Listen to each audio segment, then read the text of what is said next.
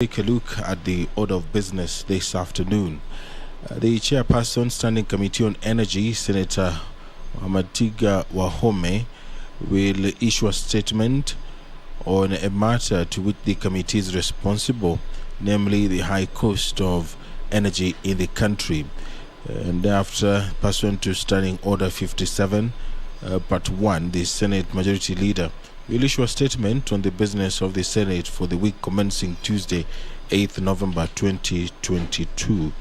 The Senator Hamida Kibwana will move a motion this afternoon. The motion is on promotion of mental health facilities for mothers. That aware that according to the World Health Organization, globally 10% of pregnant women and 13% of women who have just given birth experience a mental condition referred to as perinatal depression, which is higher in developing countries, with 15.6% during pregnancy and 19.8% after childbirth. Further, aware that women who go through stillbirth and those that lose their children during delivery are taken to the general maternity ward, where other mothers with healthy babies are recovering, causing them mental anguish and adversely impacting their mental health. The Senator will be asking the House to urge the Ministry of Health, in collaboration with the Council of Governors, to, among others, ensure that all county health facilities with maternity wings allocate a separate ward for recovery for the mothers who have gone through stillbirth or those that have lost their babies during delivery. Also, the Senate urges the Ministry of Health, in collaboration with the Council of Governors, to facilitate continuous mental health training and the provision of counseling support in the perinatal wards for all primary care providers in all the counties, and also establish counseling facilities at all county health facilities with maternity wings to provide counseling therapy to mothers who lose their children through a miscarriage, during delivery, or through stillbirth. And finally, establish counseling facilities at all county health facilities with maternity wings to provide counseling therapy to mothers who are suffering from perinatal and postpartum depression. That motion will be moved by the Honorable Senator Hamida Kibwana. And thereafter, Senator Moses Kajwang will move a motion on the integration of climate education into national education curriculum. That the Senate calls upon the Ministry of Education, in liaison with the Kenya Institute of Curriculum Development, to mainstream climate change education throughout formal education systems, through integrating climate education in the school curriculum to creatively prepare children and young people for a rapidly changing, uncertain, risky, and possibly dangerous future, and train and equip teachers and school administrators with the necessary information and skills to teach climate education and explore new approaches to learning that can contribute to the transformation of unsustainable climate systems, values, and routines. The Senator Danson Mungatana will also move a motion in the Senate. This is according to the order of business. The Senator will move a motion on the effects of upstream activities on the River Tana to the residents of the Tana Delta. That the Senate urges the Ministry of Water, Sanitation and Irrigation, in conjunction with the Water Resources Authority, to conduct stakeholder participation before undertaking any major upstream activity, including construction of dams before the release of water during rainy seasons and limiting flow of water to River Tana during the dry seasons. And also develop a policy in line with the Nile Treaty of 1959 to guarantee average annual flow of the Tana River, and come up with mitigation measures to the perennial floods and water scarcity to the residents of Tana Delta. The Senate Majority Leader will move a motion on the adjournment of the Senate that pursuant to Standing Order 3, subsection 3, Standing Orders 31, subsection 3, the Senate do adjourn until Tuesday, 8th of November 2022. That is the order of business this afternoon, plus of course a number of papers which will be laid on the table of the Senate by the Senate Majority Leader. Among those papers is the report of the Auditor General on the financial statement of Turkana County Youth and Women Empowerment Fund for the year ended 30th June 2021. Another paper which will be laid on the table of the Senate this afternoon is the report by the Auditor General on the financial statement to Kiambu County Education Bursary Fund for the year ended 30th June 2021. If you're just joining us, the Senate business is about to begin, and I will now hand you over for this live broadcast, which has been brought to you by the Kenya Broadcasting Corporation and PBU.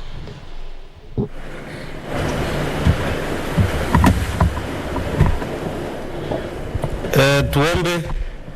Mwenyezi Mungu, twakusihi ututazame kwa neema nyingi na baraka sisi watumishi wako ambao umeridhika kutuita kwa nyadhifa za uongozi katika jamhuri yetu. Twakuomba utujalie tuyatende na kufikiria mambo yote yatakayofikishwa mbele yetu kwa njia ya haki na uaminifu, ili kustawisha amani, ufanisi na heri ya nchi hii yetu na wale ambao ajeza umezikabidhi mikononi mwetu. Amina.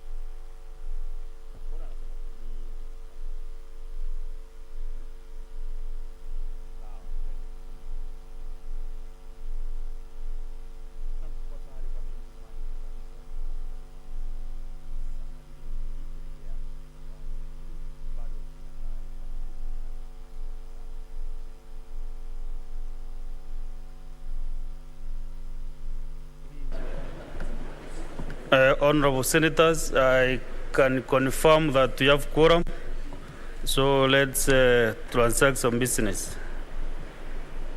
Clerk. Order number 1, administration of oath.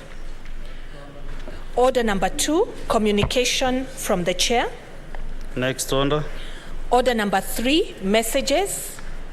Next order. Order number 4, petitions. Next order. Order number 5, papers. Majority leader. Okay. Majority whip.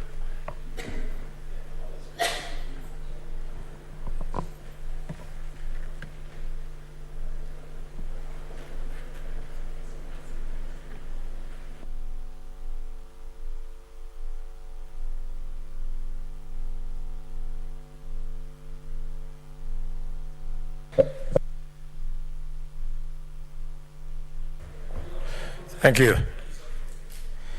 Mr. Speaker, sir, I beg to lay the following papers on the table of this Senate.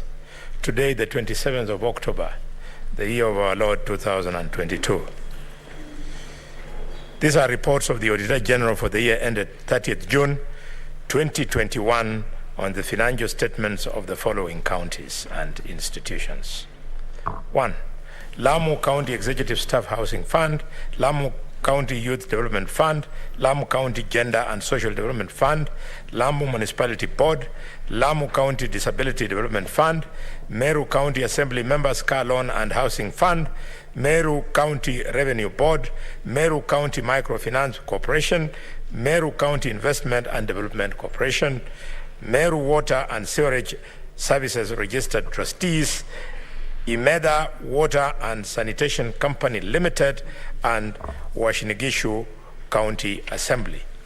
Furthermore, Mr. Speaker, I lay Washinigishu County Cooperative Enterprise Development Fund, Washinigishu County Staff Mortgage and Car Loan Scheme Fund, Washinigishu County Inua Biashara Fund, Washinigishu County Education Revolving Fund, Washinigishu Bursary and Skills Development Support Fund, Washinigishu County Emergency Fund, Eldoret Water and Sanitation Company Limited, Municipality of Eldoret Fund, Turkana County Executive State and Public Officers Car and Mortgage Fund, Turkana County Assembly Car and Mortgage Fund for members, Turkana County Assembly Car and Mortgage Fund for the staff, Turkana County COVID-19 Emergency Response Fund, Turkana County Cooperative Enterprise Development, Turkana County Biashara Fund, Turkana County Education and Skills Development Fund, Turkana County Youth and Women Development Fund, Turkana County Emergency Fund, Kiambu Executive Staff Mortgage Scheme Fund, Kiambu Executive Emergency Fund, Kiambu County Assembly Car Loan and Mortgage Fund, Kiambu County Alcoholic Drinks Control Fund, Kiambu County Education Bursary Fund for the year ended 30th of June 2021, and a report of the Auditor General on the financial statement of the Kiambu County Jijenge Fund. And finally, Mr. Speaker, I lay the following: Kitunguri Water and Sanitation Company Limited, Karuri Water and Sanitation Company Limited, Thika Water Sewerage Company Limited, Limuru Water and Sewerage Company Limited, and Gatundu Water and Sanitation Company Limited. Thank you, Mr. Speaker. I lay the papers. Very well. Dr. Mboni. Thank you, Mr. Speaker. Mr. Speaker. Oh, you have more papers? Oh, sorry. Huh?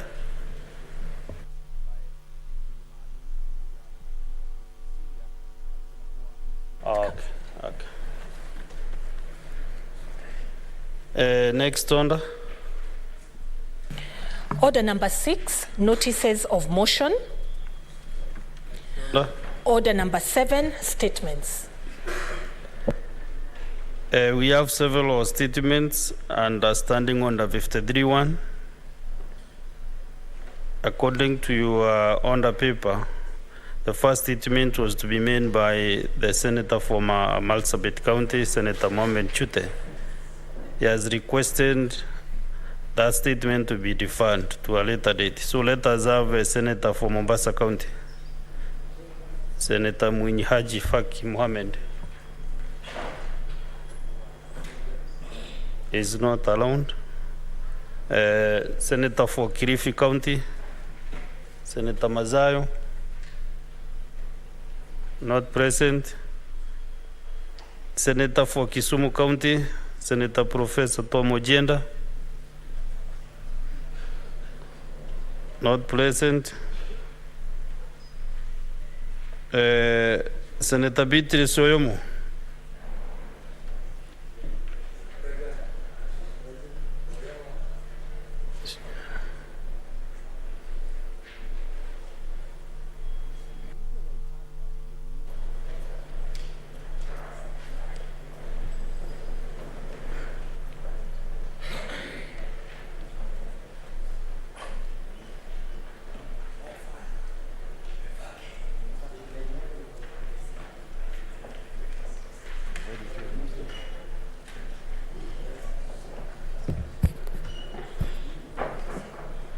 Honorable Speaker, I rise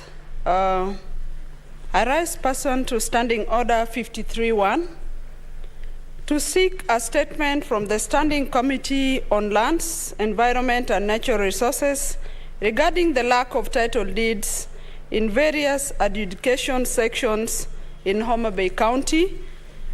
Honorable Speaker, this is due to non-completion of adjudication by the Ministry of Lands, Housing and Urban Development, and the National Lands Commission.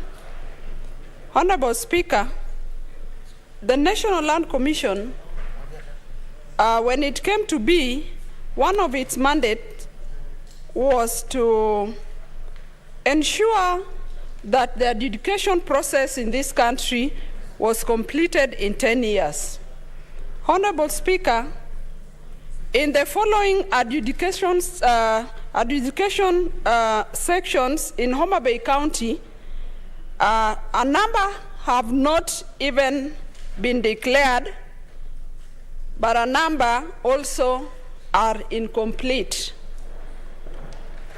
Honorable Speaker, this has denied the people of the following areas security of tenure, and in the statement, the committee should, 1, state when the adjudication will be concluded in order to pave way for titling at the Kubia East in Guasi, that is in Suba South constituency, Kaksingri West B, that is still in Suba South constituency, as well as Waware and Wakula adjudication sections in Mfangano Island. Honorable Speaker, in the statement too, the committee should also explain the reasons for the non-completion of the adjudication section called Manywanda, and Honorable Speaker, I would like this to be corrected. Manywanda adjudication section is in Rangwe constituency and not in Dewa, but still in Homa Bay County, and stating when likely the process will be complete.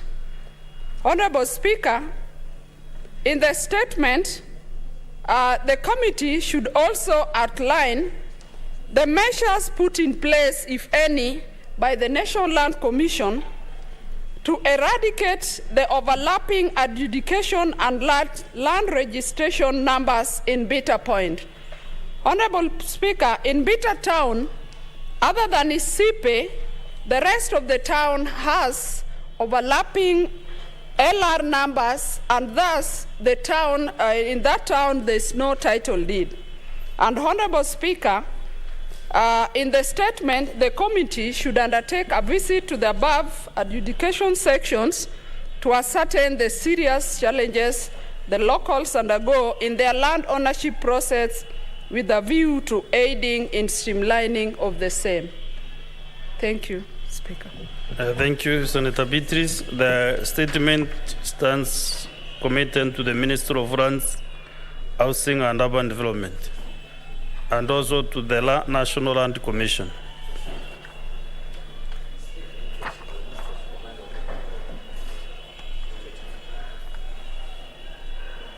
Yes, Senator Chelge. Mr. Speaker, thank you. I know we had say at least we avoid riding, but allow me just to make a comment on this issue because I have similar problems, especially to constituencies that border forests along the cut line in Nandi.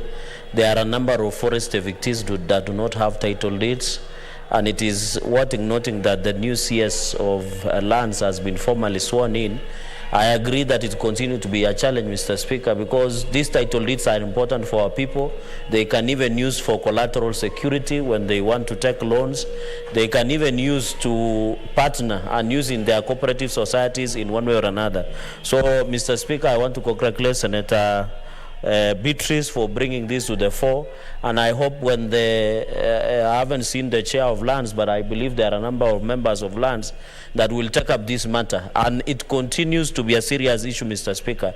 Even when the Ministry of Lands wanted to do digital mapping, we are yet to understand the use of GPS and how that mapping has been done. So it is very important, even as we push for adjudication and titling, we must, the Ministry of Lands must tell us what they have been doing with this GPS mapping that they are doing across the country, so that we can pull out. And Mr. Speaker, this land grabiosis is so common across the nation. So I think it is important that to avoid land grabbing, let the rightful owners be given possession and ownership of those lands. I thank you, Mr. Speaker, for this opportunity. Honorable Senators, Honorable Chelage, you have actually pointed out that we are trying to avoid so many comments during statements. Because members, if you can be able to attend even the session when the ministry officials will be invited to this committee, you can execute all the issues that we raise after when the statement is read. So to save on time, let me balance this equation, one member from this side. There is Senator Wambua. Thank you, Mr. Speaker, and I respect your ruling on members writing on statements, but I also respect the fact that you also recognize that at times members may not have a chance to attend the committee proceedings, and when they write on these statements, they are also able to give direction to the committee to widen the scope of the statement. Mr. Speaker, I will just point out two issues. First is to thank Senator Beatrice for coming up with this statement. This statement is applicable in almost every county in this country. So, as many members are in this House, Mr. Speaker, I'm very sure each one of them has something to say about land adjudication and titling in their counties. For me, I have two issues, Mr. Speaker. The delay in land adjudication and titling in Kitui County has resulted in a situation where delays have been experienced for years, where government has taken private property for public utility, but because the people whose land has been taken have no title deeds, they are unable to access compensation for their land. So, the Speaker, you see that is suffering double jeopardy, because on the one hand, you've been deprived of your land, and on the other hand, you are unable to access compensation for the land. Secondly, Mr. Speaker, and lastly, this land adjudication, and I was with the chairman of Security Committee yesterday in Mother Ward, and this matter came up, where people of Mother Ward want to know exactly where the cut line between a game reserve is and where private land begins. If we can fast track this process of adjudication, Mr. Speaker, then that clarity will be available, and a lot of these conflicts that we are experiencing would be minimized. Mr. Speaker, I thank you. Okay, thank you. Next statement from... No, the others, okay.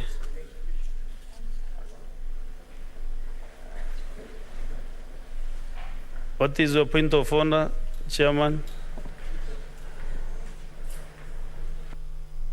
Mr. Speaker, really, it's not even a point of order. I just want to seek your directions in this matter because, Mr. Speaker, you gave some indication that you want to really discourage members commenting on statements because then it takes a lot of time and the members should be encouraged to appear in those committees. Mr. Speaker, I think it is important for you to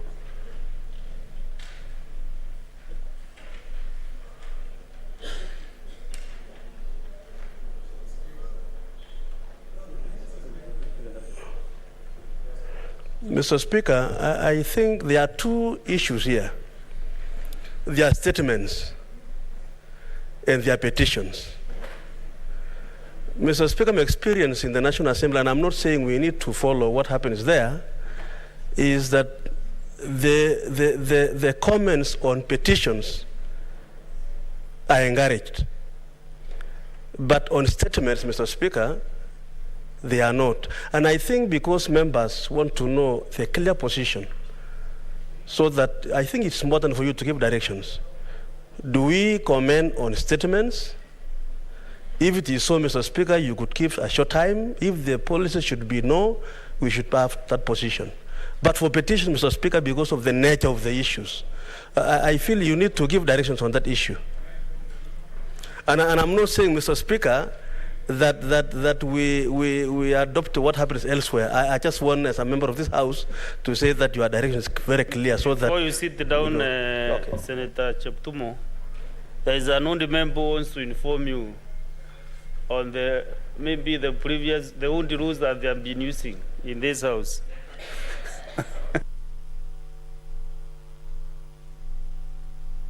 Senator Mike, thank you, Mr. Speaker.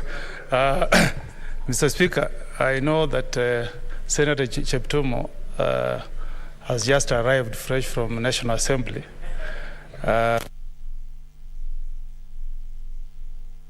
Where it's like a double intake with 349 members. Here we are only 67. And I think in appreciation of that fact, Senator Cheptumo, if you read our standing order 53, subsection 3A, it actually states that the Speaker may allow comments in relation to the statement. The only rider is that should not be for more than 15 minutes. So it is captured. It is in our standing orders. And Mr. Speaker, sir, this has been our tradition in this House, in the Senate, that when a statement is raised by a member, we are allowed to make comment provided we don't exceed 15 minutes. So I know there is the tradition for National Assembly, but there's also the tradition, custom, and usage of the Senate. Thank you, Mr. Speaker. The standing order says the Speaker may. So I can give or not give that time. Yeah. Yes, Senator Boni. Yes, Mr. Speaker. Mr. Speaker, with benefit of hindsight, in the National Assembly, before Parliament became bicameral, what is today statements in the Senate was question time in the National Assembly. And Mr. Speaker, why we developed a culture of members riding on statements, it is because the answer that will be brought will not be brought by the minister. It will be brought by the chairman of the committee. So senators, in anticipation of possible supplementary questions, would then ride on the question, so that the committee, when now it presents what transpired here, it includes the questions that rode over that statement, so that then the answer is comprehensive. I've been sitting here for the last few weeks when I rejoined this House, and it looks like what concerns the chair is actually time. Why are you worried that you will not finish the question on the order paper? Mr. Speaker, sir. Who are you asking? I'm asking this House. The chair. I'm asking the House. If the statements on the order paper for today, for argument's sake, are 5, and then at the end of the required time, which is around 1 hour, comes to pass, and you are on statement number 3, you just carry it to the next day. That is the practice. We want to do quality work here. We don't want people to think that we are joyriders. In fact, Mr. Speaker, sir, we are very serious. So serious that during the campaigns we were making commitments on power, on land title deeds, and all that. Let us ventilate and rule this country. Senator Mbori Karwale, I made some ruling or communication on this matter. I said I may give time or not give. Actually, I was very keen to see who is actually happy that you are making that statement. Senator Chalgei, Senator Enoch. Are you clapping against my ruling or? Okay. So let us have the next statement from Senator Minority Linda.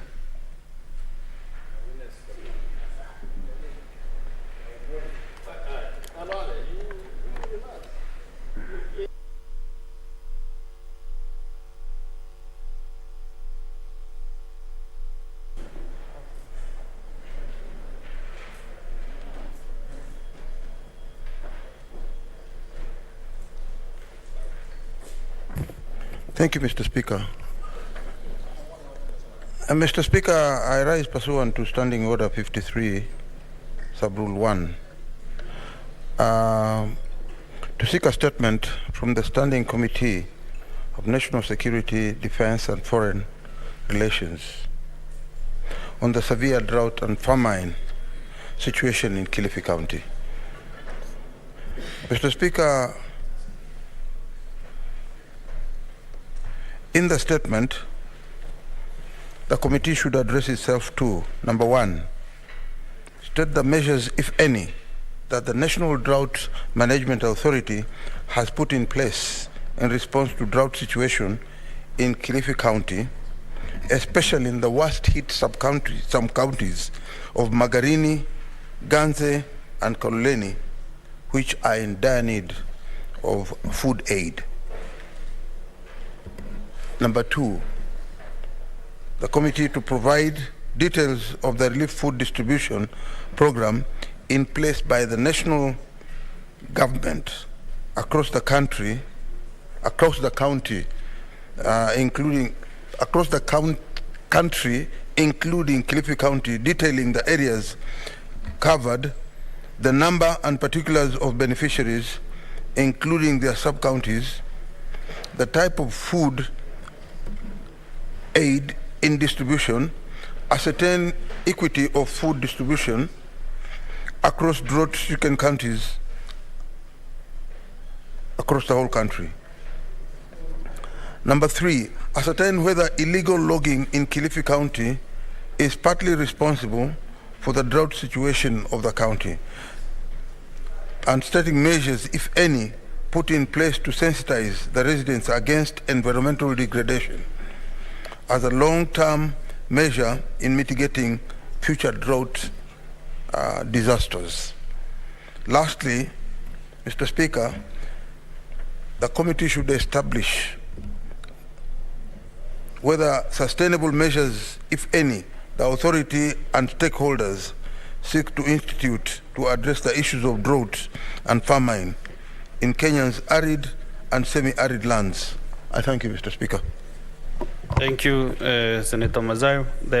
Your statement stands committed to the Standing Committee on National Security, Defense and Foreign Relations.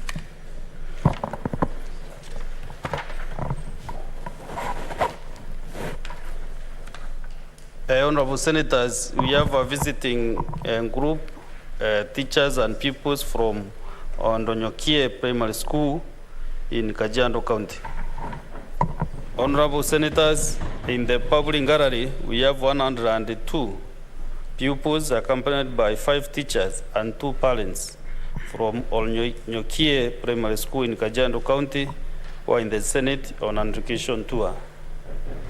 Honorable Senators, in our usual tradition of receiving and welcoming visitors to Parliament, I extend a warm welcome to them, and on behalf of the Senate and on my own behalf, wish them a fruitful visit. I thank you. Senator Kajiado County.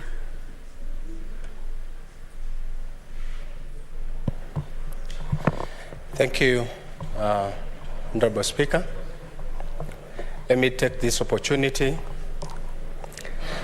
to welcome the students from Ondonyokie Primary School and teachers for creating time to be with us today and come for a tour to the Senate.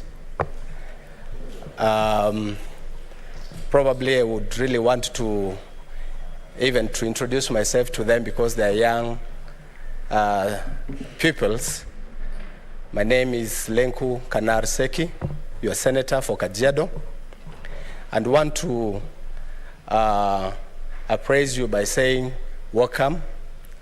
I know very well that soon you will have, in the new years to come, you will have many of you coming here as senators, as members of parliament, your teachers also. We'll also have to learn something, and probably as you go back home, you will have something to have learned. So I think I want to say thank you, Karibuni, and may God bless you as you go back to Kajiado. Oldonyonyoke is a very remote area where it's within the Kajiado West sub-county, and I know very well that at this time you've just sacrificed yourself to be here because we have a very extensive and very worst situation of drought, but I really want to echo you and be with you. Probably will be with you down there as you go back so that I can say hi and discuss more about your trip as you go back home. Thank you and welcome.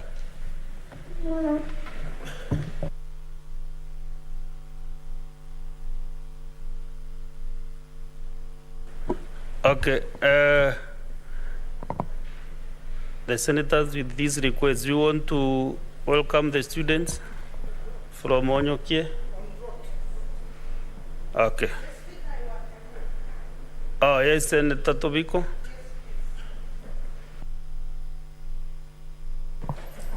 Thank you, Mr. Speaker. Thank you really for the opportunity.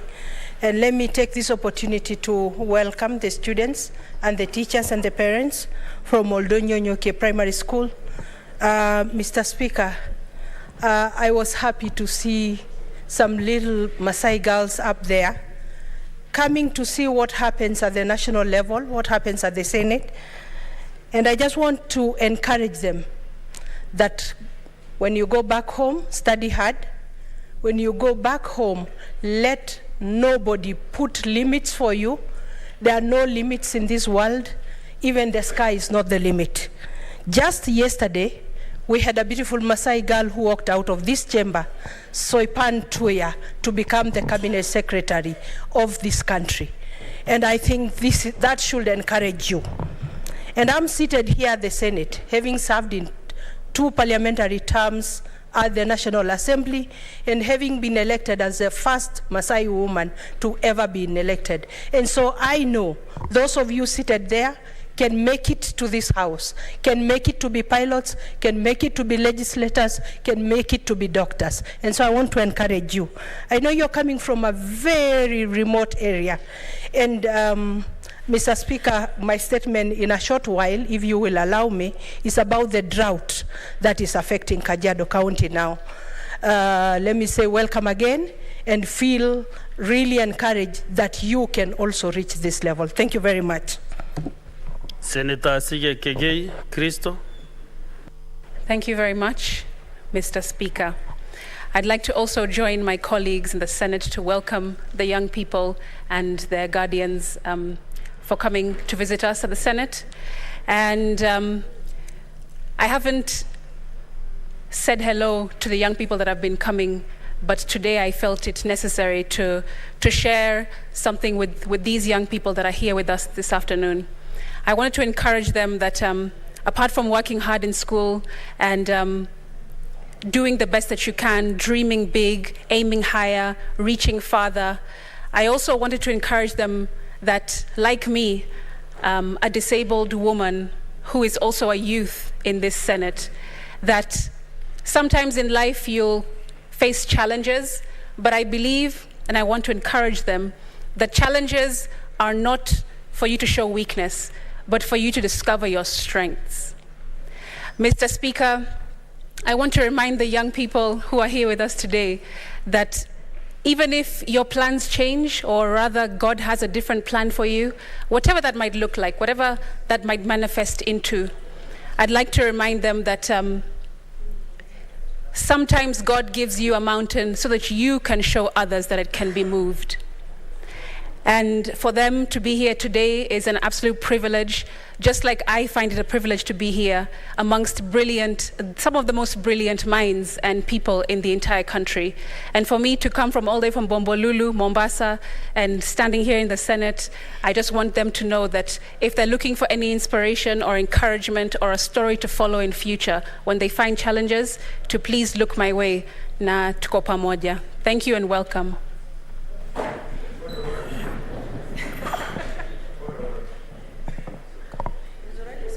What is your point of order? Thank you for allowing me. Thank you for allowing me. I want to start by confessing on my point of order that my wife is a Maasai. And it is wrong.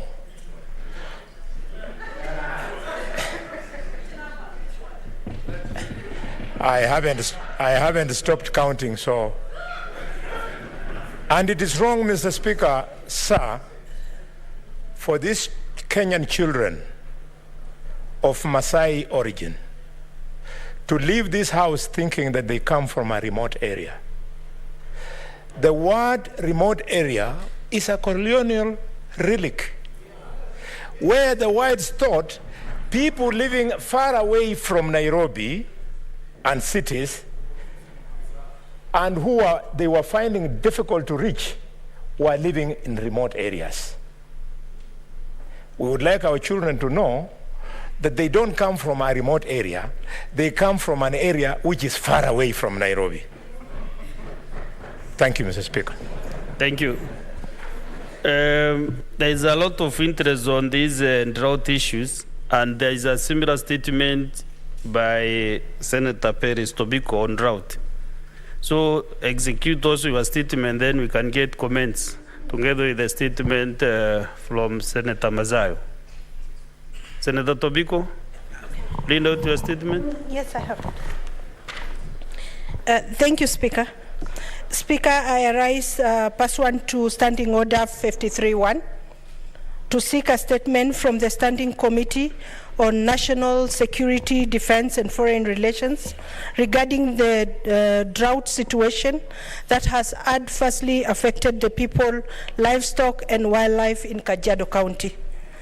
In the statement, the committee should address state strategies that the national government will put in place to scale up the response to drought beyond December 2022 in light of the anticipated below average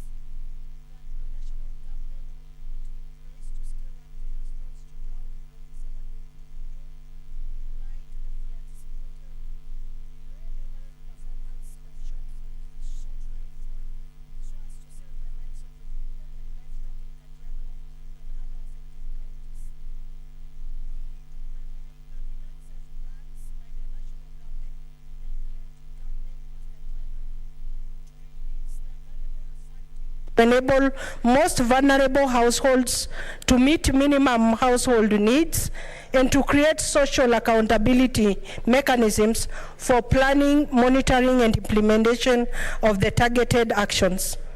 C, to address the needs of women and young girls who are disproportionately affected by the adverse effects of the drought, including the resultant risk of sexual and gender-based violence and early marriages.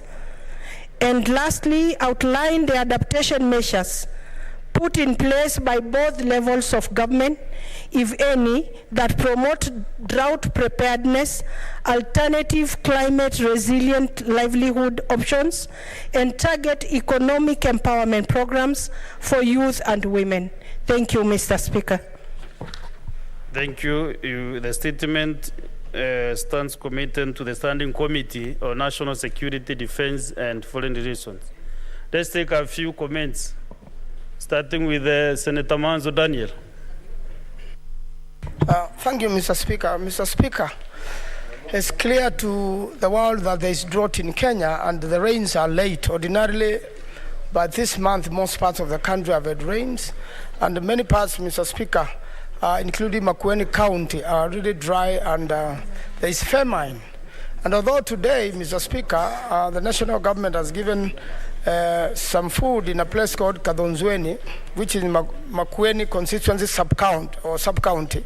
There are 6 other constituencies in Makueni County, and the same has not been extended to the rest of the sub-counties. And therefore, Mr. Speaker, the government has really stepped up, not only in Makueni, but in many other parts of the country, Mr. Speaker, where we have drought situation and where people are suffering. But more important, Mr. Speaker, we must really protect our environment. Trees have been cut all over. There are forest fires in many, many parts of the country.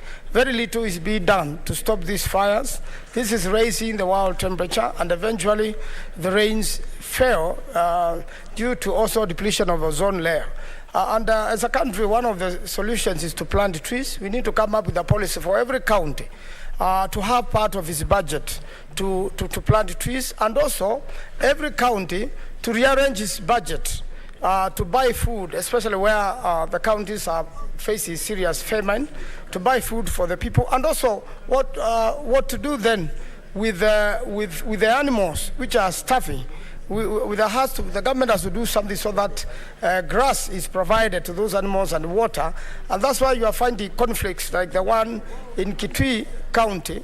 The Somali herders, their camels, and all these need solutions, Mr. Speaker, so that we can contain the situation, and then also the counties, again, to prepare for seedlings, for seeds. When the short rains come, they will be so brief, so that there is a lot of information to Kenyans in these areas about the rain situation, so that we can be able to plant where we can plant, and where the grass will grow in the drier areas.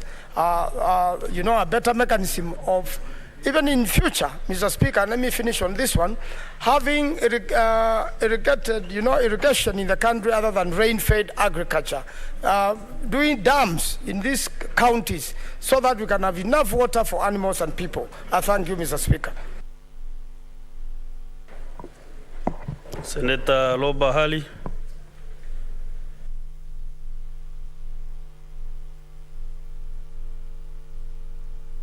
You have 2 minutes at least for any comment on statements.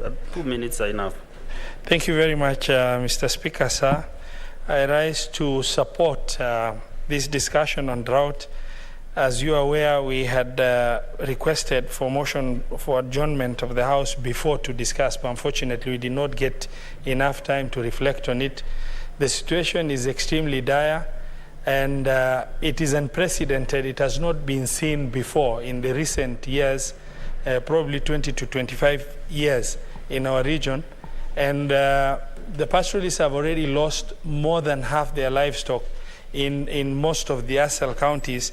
And the way the situation is ongoing, previously, Mr. Speaker, sir, I want to put something for the understanding maybe of my colleagues. During such drought and drought declaration, non-state actors or donor communities used to swing into action to complement the efforts of the government. Unfortunately, because Kenya has been declared a middle-income country, this response is not forthcoming. It is believed a middle-income country should be able to respond to the drought effectively by themselves. And even though President Uhuru declared drought emergency, maybe renewed declaration will be required to synergize the effort of many respondents from different sectors. I would like to urge using Senate resolution, if possible, if the county governments can really defer implementation of certain projects for purposes of making sure we save lives and try and respond to the humanitarian crisis that is taking shape. The worry now has moved beyond livestock into imminent and clear and present danger that is facing facing the pastoralist communities by way of really loss of lives as a result of starvation. And this is something that it will be extremely embarrassing for a country of our status to be able to report loss of lives as a result of drought. I would like to, and some relief food is being given, but it's not based on a standard UN food.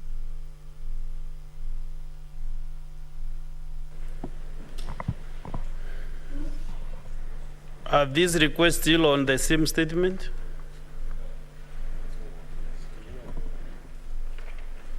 Next statement is from Senator Mohamed Faki.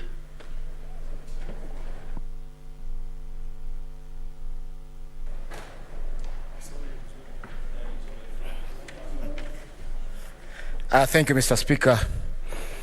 Mr. Speaker, sir, I stand pursuant to Standing Order number 53-1 of the Senate Standing Orders to seek a statement from the Sessional Committee on Delegated Legislation on the review of remuneration and benefits of state officers, both in the executive of the national government, the Senate, and the National Assembly, under the third remuneration benefits review cycle for the financial years 2021-2022 to 2022-24 and 25, as contained in Gazette Notice number 8792 and 8793, issued on the 22nd of July 2022.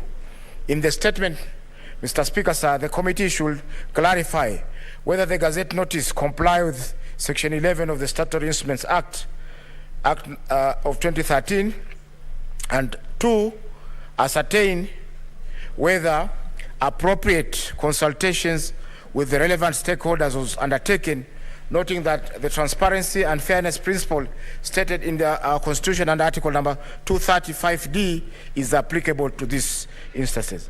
Mr. Speaker, sir, under the Statutory Instrument Act, a statutory instrument means any rule, order, regulation, direction, form, tariff of costs or fees, letters, patent, commission, warrant, proclamation, bylaw, resolution, guidance, guideline, or other statutory instrument issued, made, or established in the execution of a power conferred by or under an act of parliament, and under which the statutory instrument or subsidiary legislation is expressly authorized to be issued. Mr. Speaker, sir, I beg to move.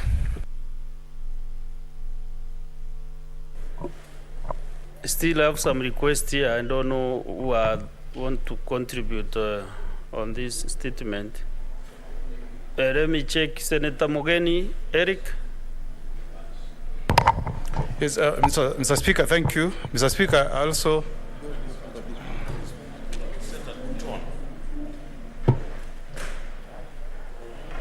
Mr. Speaker, sir, I also want to write on the statement that has been sought by Senator Faki.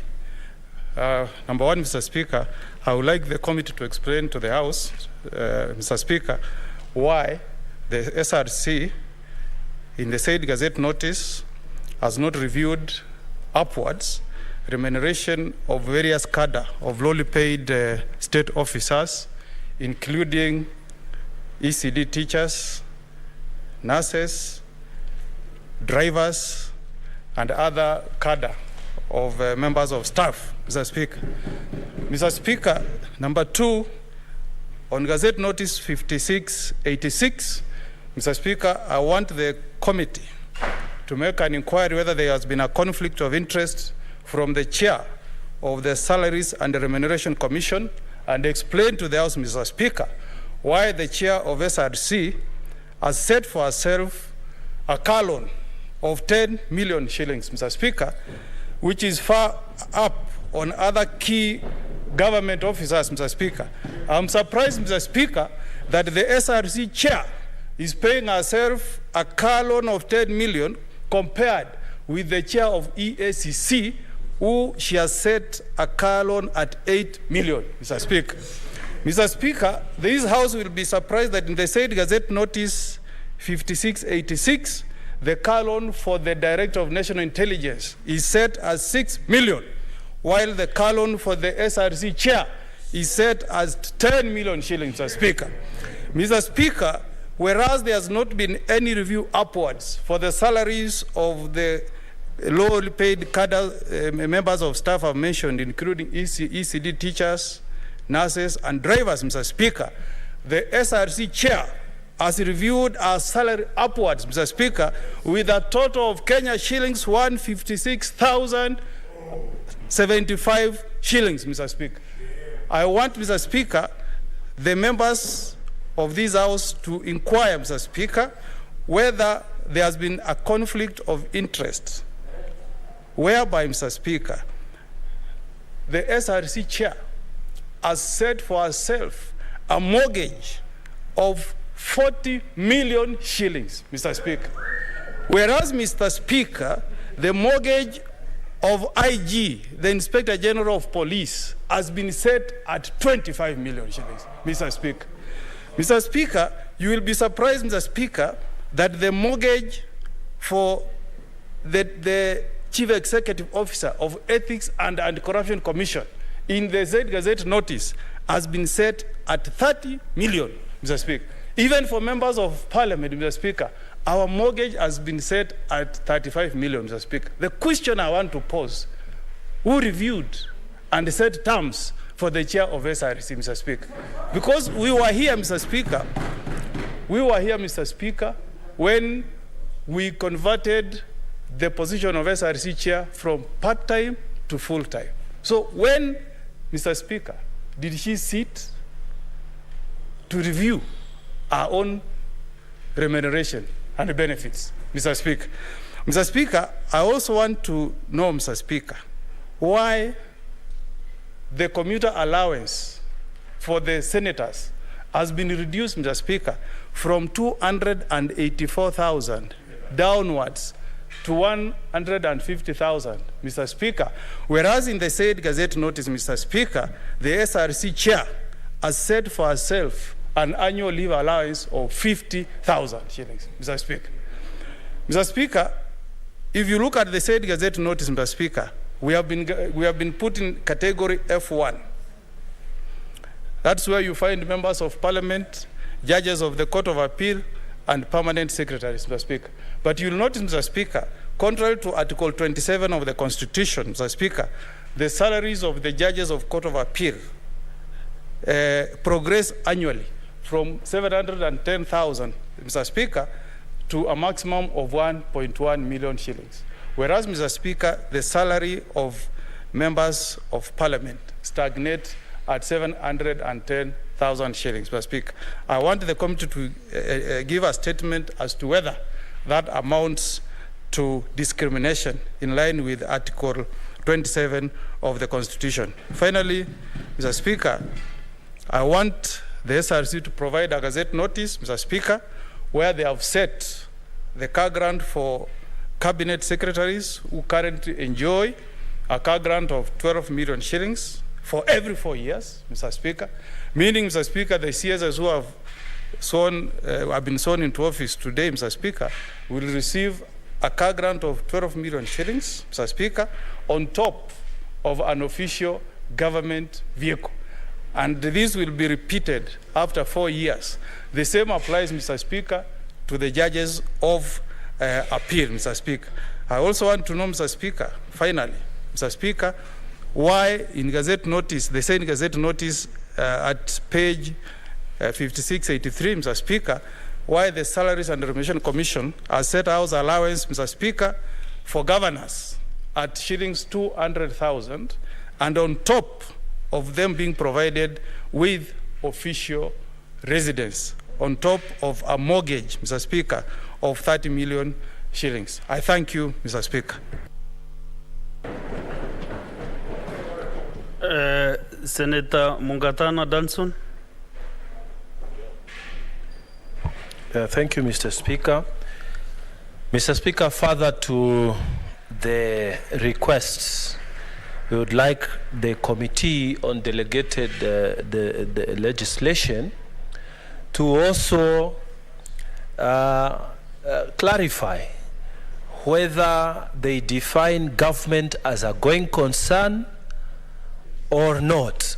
How it is that you can actually sit down and pass legislation, Mr. Speaker, to the disadvantage of a sitting person who is occupying that office. Mr. Speaker, they should clarify further, Mr. Speaker. Is it fair to disable state officers who are carrying out important function by removing allowances that are supposed to be functional for those state officers, Mr. Speaker? They should also further clarify, Mr. Speaker, whether at any one time they have registered a reduction on any of their own PACs, that is the SRC, Mr. Speaker, and why, Mr. Speaker, they have continued to target sitting members of parliament, sitting senators, and trying to make a huge, capturing headlines and creating enmity between ourselves and the people, Mr. Speaker, while not revealing to the country that she has actually been increasing her salary, she has actually been increasing her sitting allowances, her mortgage. And Mr. Speaker, we need to tell the delegate. Give him one more minute. We did not see him that the time was lapsing. Just 1 minute. 1 minute. 1 minute. 1 minute, Mr. Speaker. Thank you. Mr. Speaker, the committee should find out and try to investigate whether that chairman has carried herself in a manner that is befitting a state officer, in a manner that she has, Mr. Speaker, to clarify to us that this chair, whether she is fit to hold that public office, when she is adding herself and then hiding all this by trying to make people believe that it is the MPs who are bad. Mr. Speaker, should we get a proper recommendation, Mr. Speaker, whether the delegated committee can bring a recommendation for the removal of this chair of SRC, Mr. Speaker? I thank you. Senator Edwin Sifuna.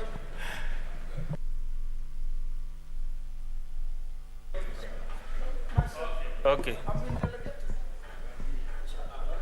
Senator Ed Okech, are you on this statement? Maybe you log out from the system so that I can be able to know. Okay, Senator Wambua.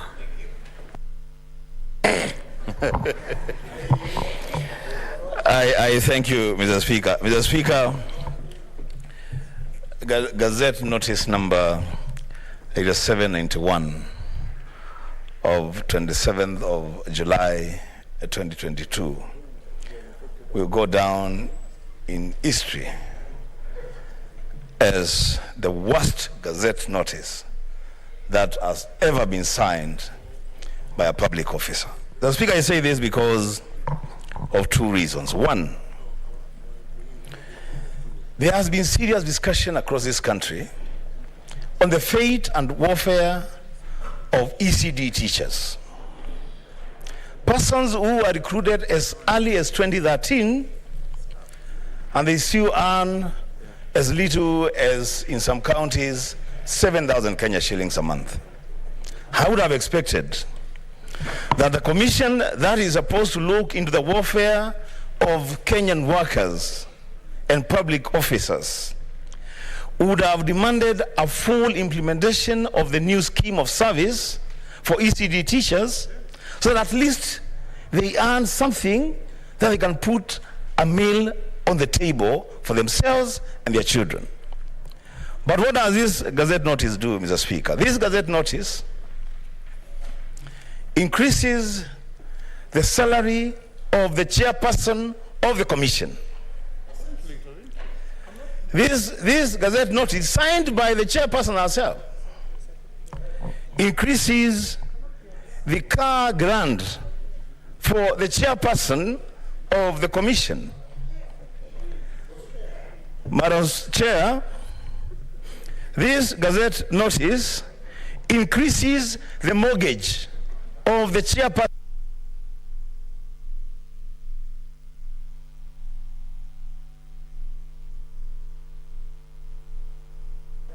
How comes you know what?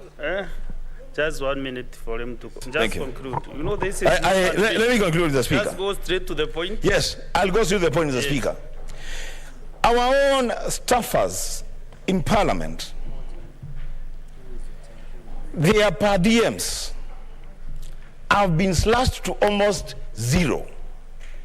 Now we expect our staff members of Parliament to go on official business in New York, and we give them a per diem of less than $400 per day. To be specific, it's 390 something. The Speaker, where are they supposed to sleep? What are they supposed to eat? Mr. Speaker, I asked the same question that was asked by my neighbor, the senator for Tana River. This committee, as they look into this statement, must establish whether the chairperson of SRC should continue to sit in a public office. A motion should be brought into this house and in the lower house to discuss the possibility of sending her home and ultimately actually disband that commission. I thank you, Mr. Speaker.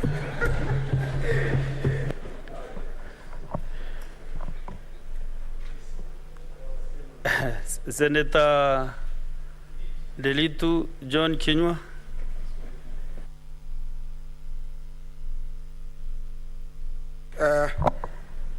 Mr. Speaker, it is disheartening for what that chair is doing. And I was recommending, Mr. Speaker, if we can co-join, delegated with Health Committee, so that they can check her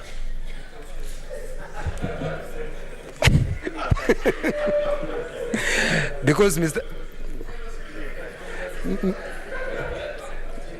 Speaker, we need to make sure we look to these officers, all their status, because, you know, with COVID, I am told, Mr. Speaker, if you get COVID, you might be affected your mental status.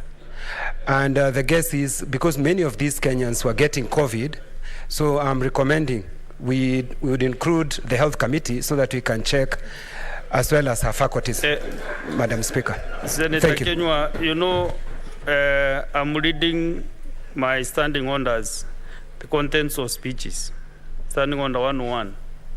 You know, you cannot remove this chair SLC through our statements in this house. There is a procedure on the removal of any state officer.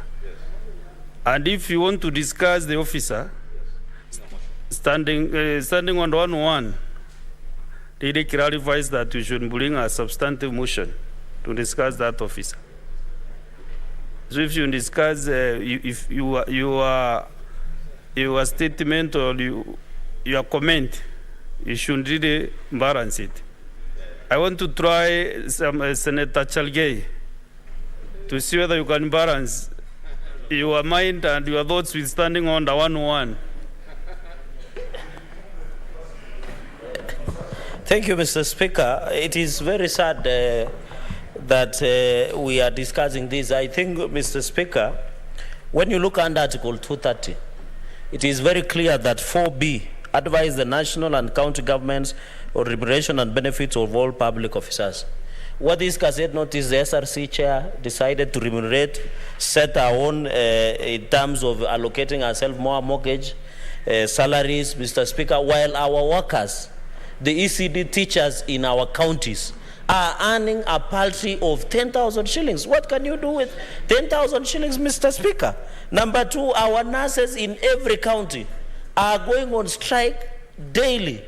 like a daily dosage that they give in hospitals, Mr. Speaker, and yet they have refused. The only thing that the SRC chair, Mr. Speaker, is to increase our salary and then use members of parliament as a punching bags. He goes and increases our mortgages, our car grant, our house allowance, our house rent, and ensures that after finishing increasing our own benefits, Mr. Speaker, she decides, Mr. Speaker, to now increase our salary and our mortgages, Mr. Speaker. Number two, Mr. Speaker, because I know there are many colleagues who want to contribute to this, I think the committee must come out strongly. The delegated committee, and I propose, Mr. Speaker, let delegated and finance and budget committee come together and give us a recommendation to remove the SRC chair for gross violation of the Constitution, Mr. Speaker, and disbanding the SRC. While we appreciate the economy is not doing better, Mr. Speaker, how can the SRC chair tell us the economy is doing badly and gives herself 10 million for car grant and 40 million for mortgages, Mr. Speaker? This issue must be handled, and I hope when time comes, Mr. Speaker, the nurses, the drivers, Mr. Speaker, and ECD teachers must be given just a minute, Mr. Speaker. 30 seconds.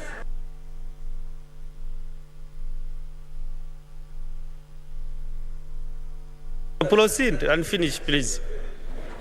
Mr. Speaker, in conclusion, when will the SRC tell us about increment of ECD teachers?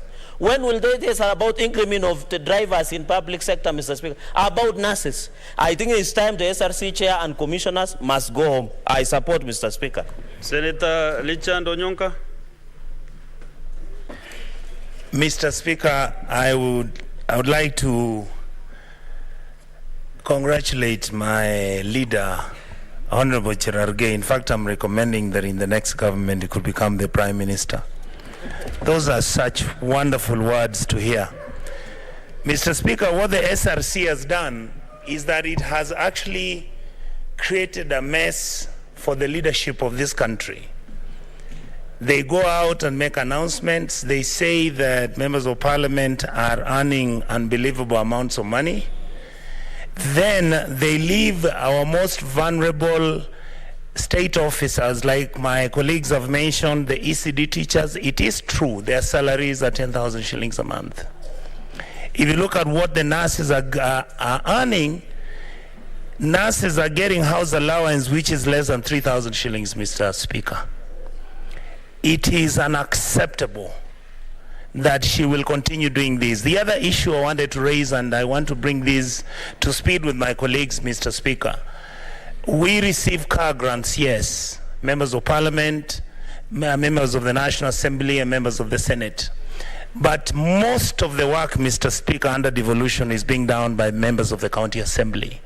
And members of the County Assembly are given 1.5 million shillings, and you know how our roads are, you know how they are managing the ground, and it is impossible for them to do their oversight responsibility, Mr. Speaker. I would like the Delegated Legislation Committee to look at this matter in its whole totality. And finally, Mr. Speaker, I would like to finish it here. For people like me, and I think this is the point Honorable Mungatana was raising, and I'm not sure people got it very clear. You want to be informed by your neighbor, Senator Okongo Mugen? That? You want to inform you, maybe? Yeah, Mr. Speaker, I just wanted to inform Senator Onyonka, my neighbor from Kisii, that in fact the amount of money is making reference to the 1.5 million car grant that was meant to assist MCS move around the county. That amount has also been scrapped in the said Gazette notice. So, Honorable Onyonka, that amount is no longer there. SRC has scrapped it for the MCS. Minute to conclude your comments. I will conclude this way, Mr. Speaker. Thank you, Honorable Mogeni, for informing that. You can imagine the members of the County Assembly look at us as senators who are supposed to protect their interest, and guess what they believe? We come and negotiate for ourselves, and we leave them struggling on the ground without anything. Finally, Mr. Speaker, for those members who have been in this House at the National Assembly or at the Senate for more than 3 terms, by her changing my salary, like me who has been here for 5 terms, it means she has unconstitutionally made it impossible for me to accept that. It's just because we have not gone to court, because the international labor practice do not allow for somebody who already had accepted the terms and conditions of their employment to be changed to disadvantage them simply because the conditions have changed according to whatever circumstance. Thank you, Mr. Speaker. I recommend and I support my colleagues. She must go. I can see Senator Boni Carol is a bit agitated. Take your 2 minutes. Yeah. Yes, Mr. Speaker. Mr. Speaker, this matter brings into question over this honorable state officer the issue of integrity. This Constitution, Article 75, says, Mr. Speaker, that a state officer shall behave, whether in public and official life, in private life, or in association with other persons, in a manner that avoids any conflict between personal interest and public or official duties. So when she increases her own things, how then does it sit with this law which refuses exactly that? Mr. Speaker, this is the same lady who is walking and sitting on the pedestal of integrity when she's the same one who was commanded to release money that was not budgeted for by Parliament to members of county assemblies so that they could vote for BBI. This is the person who is saying he's the person of integrity. 3, Mr. Speaker, there's a place in Kenya called Nyembene. The member of Parliament of Nyembene in Meru, if you go and check the distance from Nyembene to Nairobi, it is the same distance it was 20 years ago, it was 1 year ago, it was yesterday, and it is today. So when she lowers the mileage claim of this member, and that distance has not reduced, how is she applying that as a principle of science? Mr. Speaker, sir, in the same issue, 2 minutes, because you are a ranking member of the House. 2 minutes. Yeah, thank you. Thank you. And there is no constituency called Nyambene in Meru. It's an area. It's just I was saying an area. An area. I know the place. I was there when I was touring. Mr. Speaker, sir, if this lady is caring about Kenyans, in this era, when teachers have been given an overload of work in the name of CBC, we would have expected that she would have acknowledged that teachers now have got more work to do. She reviews the salary of teachers upwards. This is a self-seeker. She's not fit to hold a public office that demands for integrity. I support the statement by Senator Mukoyone Omugeni.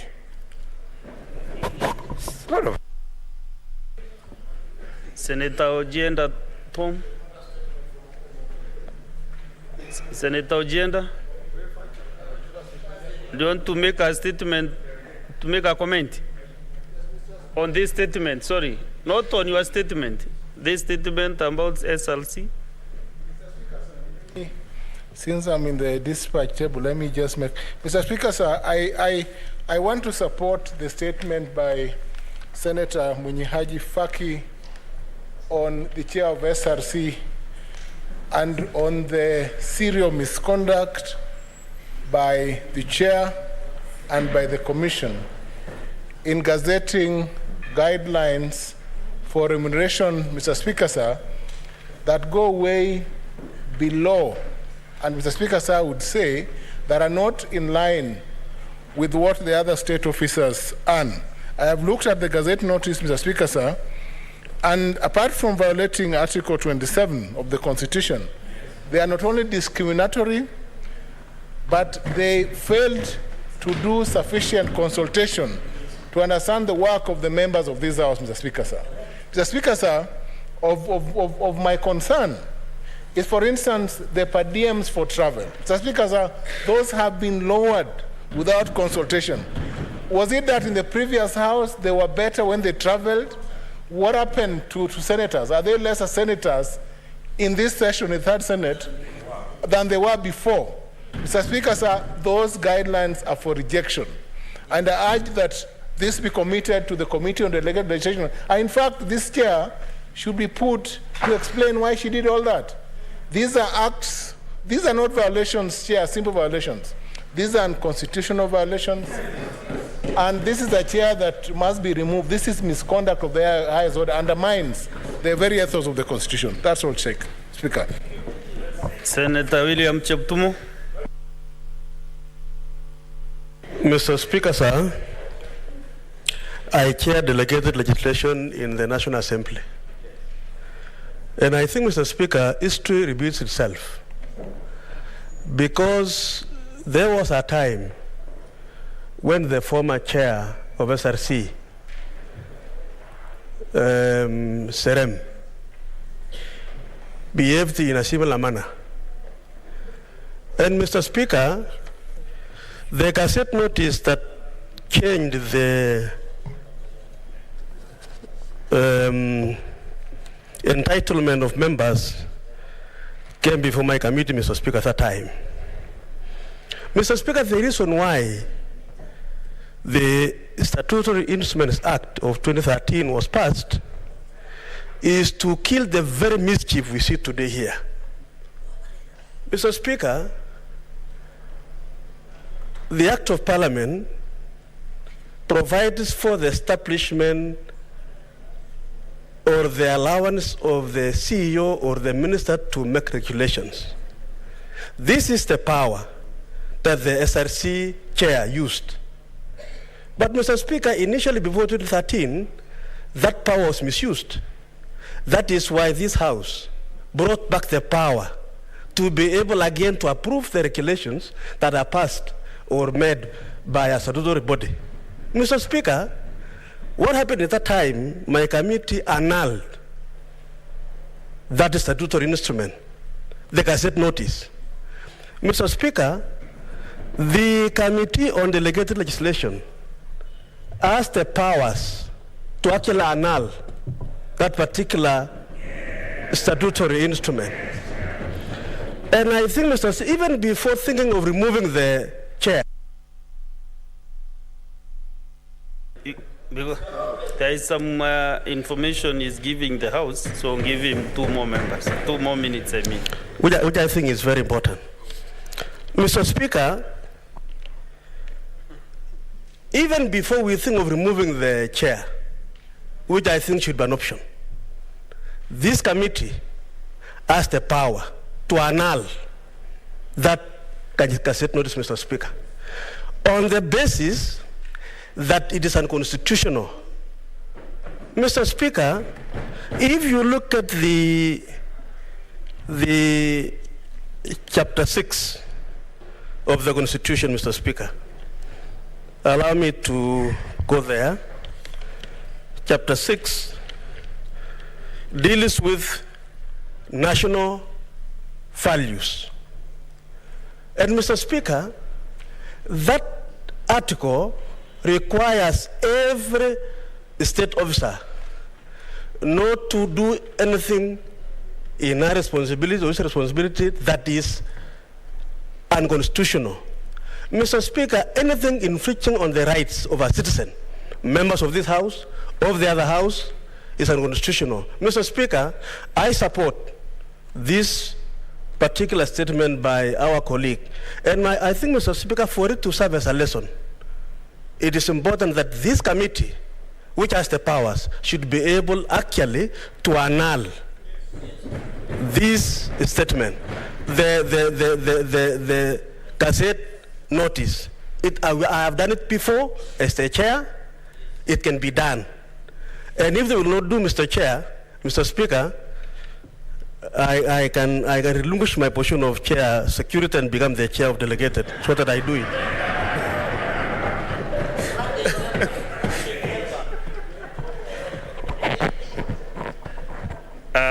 let us now get Senator Manzo Daniel. Thank you, Mr. Speaker. Mr. Speaker, I was a member of delegated legislation in the National Assembly for 10 years, and now I am in the committee of delegated legislation here, and I've shared with our current chair and deputy, and they have declared me as the people's chair. So I'll lead this process. One of the principles of law is that you can never be a judge of your own cause. This Gazette notice is signed by the chair herself. Her remuneration should have been done by somebody else, but not herself, and conferring a benefit to herself and her team. The other principle of law is that equity, which is fairness, is as long as the chancellor's foot. And therefore, this has been misapplied. There is no way she will go on to decide for herself, similarly together with making a judgment for herself. And again, the committee has power to annul. First of all, before they publish this Gazette, they should have approached either of the houses, either Senate or National Assembly, for approval. So they went on to make a law without permission of Parliament, the law-making body. And therefore, having not done public participation, automatically declares this Gazette notice unconstitutional, anality, and again, there are quite a number of issues there, and therefore, so that I complete on time, the committee may then make recommendations for further action to be taken against the chair, being a public officer who is in breach of the Constitution. I thank you, Mr. Speaker. I support. Senator Mandago. I'm almost concluding this matter. Senator Mandago, then... Thank you very much, Honorable Speaker. Mr. Speaker, SRC as a commission, Mr. Speaker, has not been doing justice to salaries either of public servants or state officers, Mr. Speaker. Mr. Speaker, I say that because if you look at the salaries of the members of County Assembly, Mr. Speaker, who are the first line of response of public issues in this country, Mr. Speaker, the salaries are too low for the members of County Assembly to be able to perform their function effectively, Mr. Speaker. I say that, Mr. Speaker, because having served as a governor, Mr. Speaker, and realizing that this country, and in most parts of this country, the poverty levels are very high, a member of County Assembly, Mr. Speaker, on a single weekend will be handling not less than 10 Arambes, Mr. Speaker. And people should never tell us Arambes are not part of the functions of politicians, because these are needs of the populations we represent, Mr. Speaker. And there is no way a member of County Assembly will receive a citizen who is in dire need of facilitation to access hospital, or a very bright child from a very poor background in a very good school would perform well, missing school fees of 5,000-10,000, and you are telling us, Mr. Speaker, Arambes are not the business of elected leaders. Mr. Speaker, I think SRC should review the salaries of members of County Assembly to a minimum of about 400,000, Mr. Speaker. Mr. Speaker, the reduction of salaries of state officers by SRC while increasing their own salaries, Mr. Speaker, is in itself discriminatory. And I want to say, Mr. Speaker, that this SRC seem to have an attitude towards state officers, and particularly politicians in this country, Mr. Speaker. And Mr. Speaker, we want to tell SRC that we perform a constitutional duty. It was not...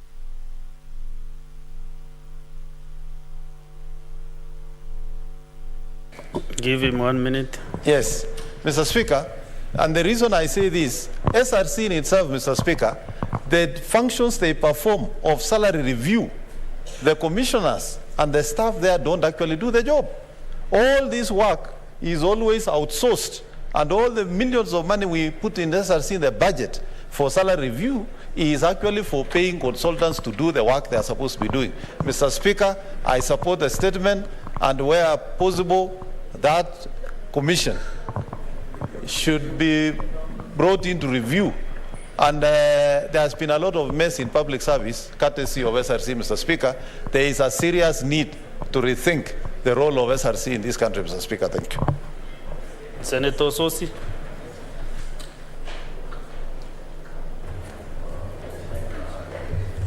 Mr. Speaker, I join my colleagues to also support this statement.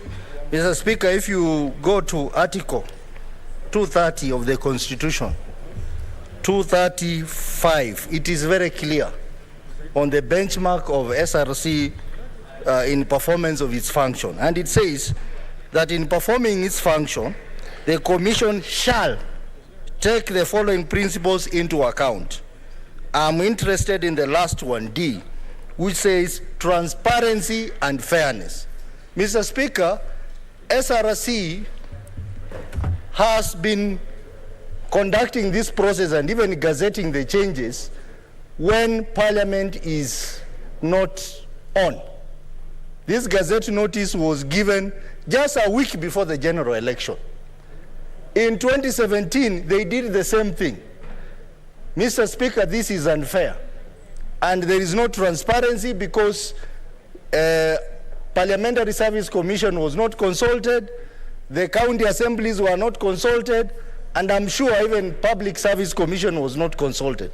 For that matter, I request the committee to declare that gazette notice unconstitutional and have SRC disbanded for violating the Constitution.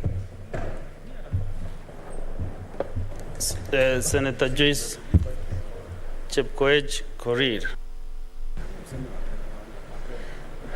Thank you very much, Honorable Speaker. I also want to say that to echo the sentiments of my colleagues, senators, on this issue of the SRC. Honorable Speaker, the county assemblies, this house is a replica of a county assembly.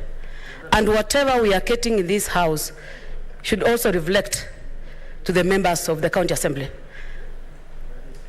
Honorable Speaker, removing the guardrails for the said members is unfair. And I want to say, Honorable Speaker, that I am in agreement with the rest of the colleagues that this SRC should be disbanded with immediate effect.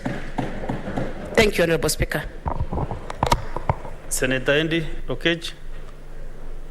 And lastly, now we go to the minority leader.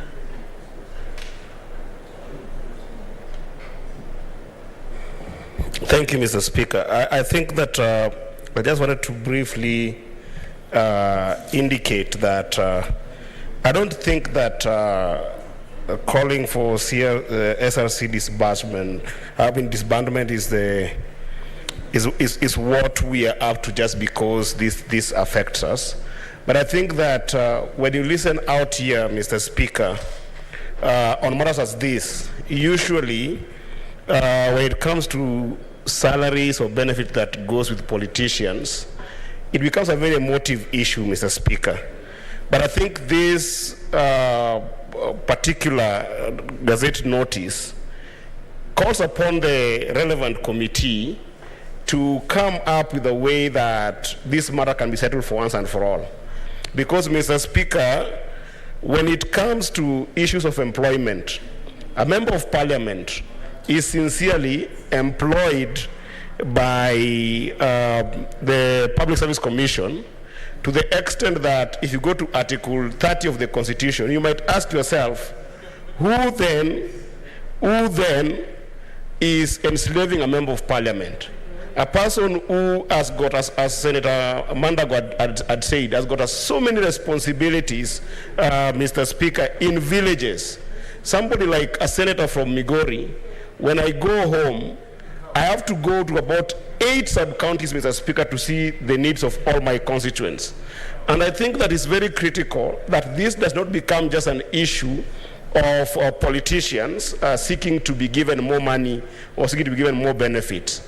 It's critical that we as a people who are working under Article 1, just 1 minute, Mr. Speaker.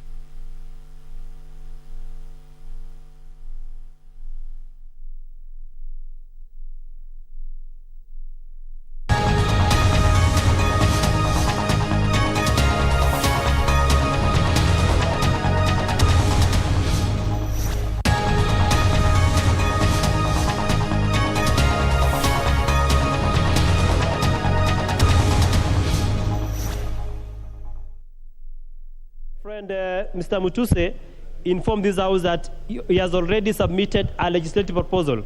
Equally, Mr. Speaker, sir, I have submitted a legislative proposal to the Speaker intending to amend the National Government Coordination Act to include village elders as part of the administrative authorities in this country. So, Mr. Speaker, sir, it is my prayer that when the bill comes to this House of amending the National Government Coordination Act, then it means that village elders will be legally anchored in law, and as such, they will be duly remunerated as other officers who are provided for that act. Mr. Speaker, sir, chiefs in this country, assistant chiefs in this country have assigned functions to village elders, and yet those functions are just exercised arbitrarily, and at the end of it, village elders are not remunerated. So, Mr. Speaker, sir, I find that the ultimate way of achieving this is by anchoring the village units in our legislation in this country. That will be the only way of making village elders get their remuneration in a lawful and in a legal manner. So, Mr. Speaker, sir, I stand here and I rise to support this motion and to thank the honourable member for this motion. Thank you so much, Mr. Speaker, sir. Honourable members, there are members who are coming here saying their cards are not working. I am not in a position to help on a card issue. The officers are able to help on the card issues, please. There are those who are putting their cards and they are not pressing the request button. Again, we are asking you that when you put your card, you should be able to press the button. Don't say that you came here at 2:30 and you've not been seen. Then when you ask the clerks, they're saying you didn't press the button as required. This chance goes to Honorable Dan Wanyama.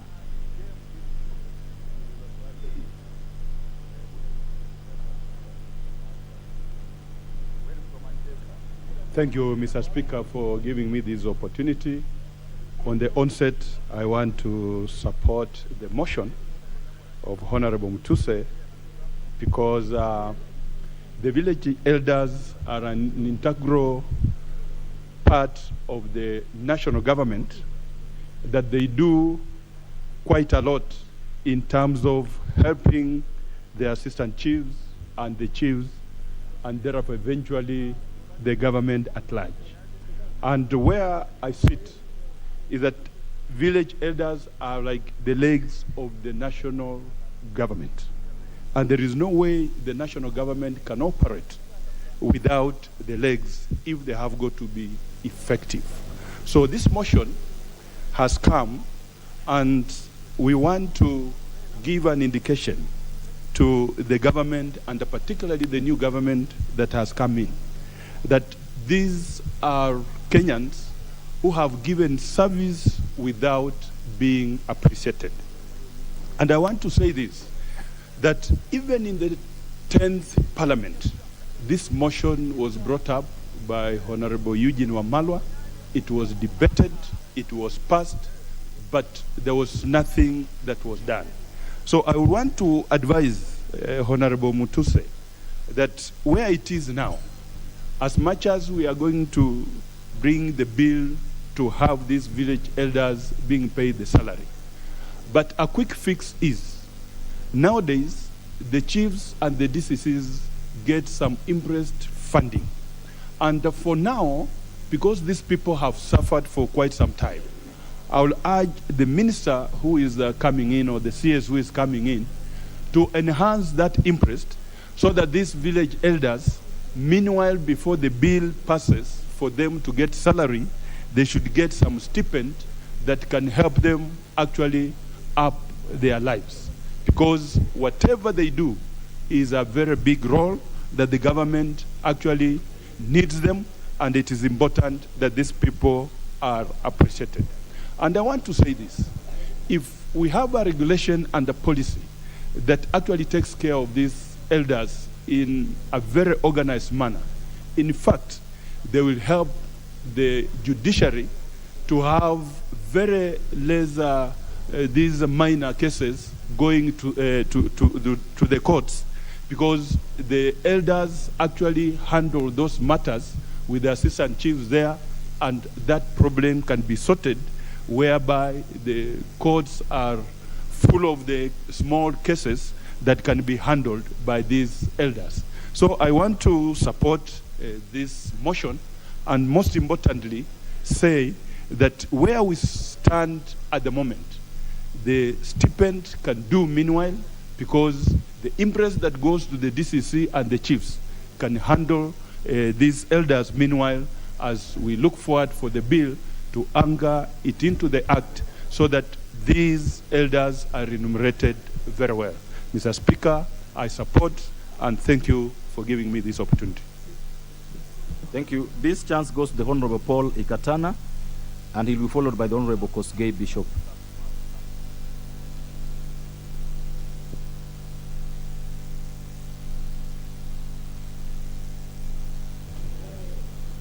Asante Bwana Spika kwa kunipatia nafasi hii. Kabla sijachangia mswada huu, ningependa kuwashukuru wakazi wa Kaloleni kwa kunipatia nafasi ya kuweza kuwahudumia kwa kipindi cha pili. Hii ni mara ya kwanza kwa mjumbe Kaloleni kuchaguliwa kipindi cha pili kwa muda wa zaidi ya miaka 20. Nikirudia mdahalo huu kuhusu wazee wa mitaa na wazee wa nyumba 10. Madam Speaker, wazee wa mitaa ni kiungo muhimu katika utawala wa mkoa. Wazee wa mitaa wanafanya kazi ngumu sana.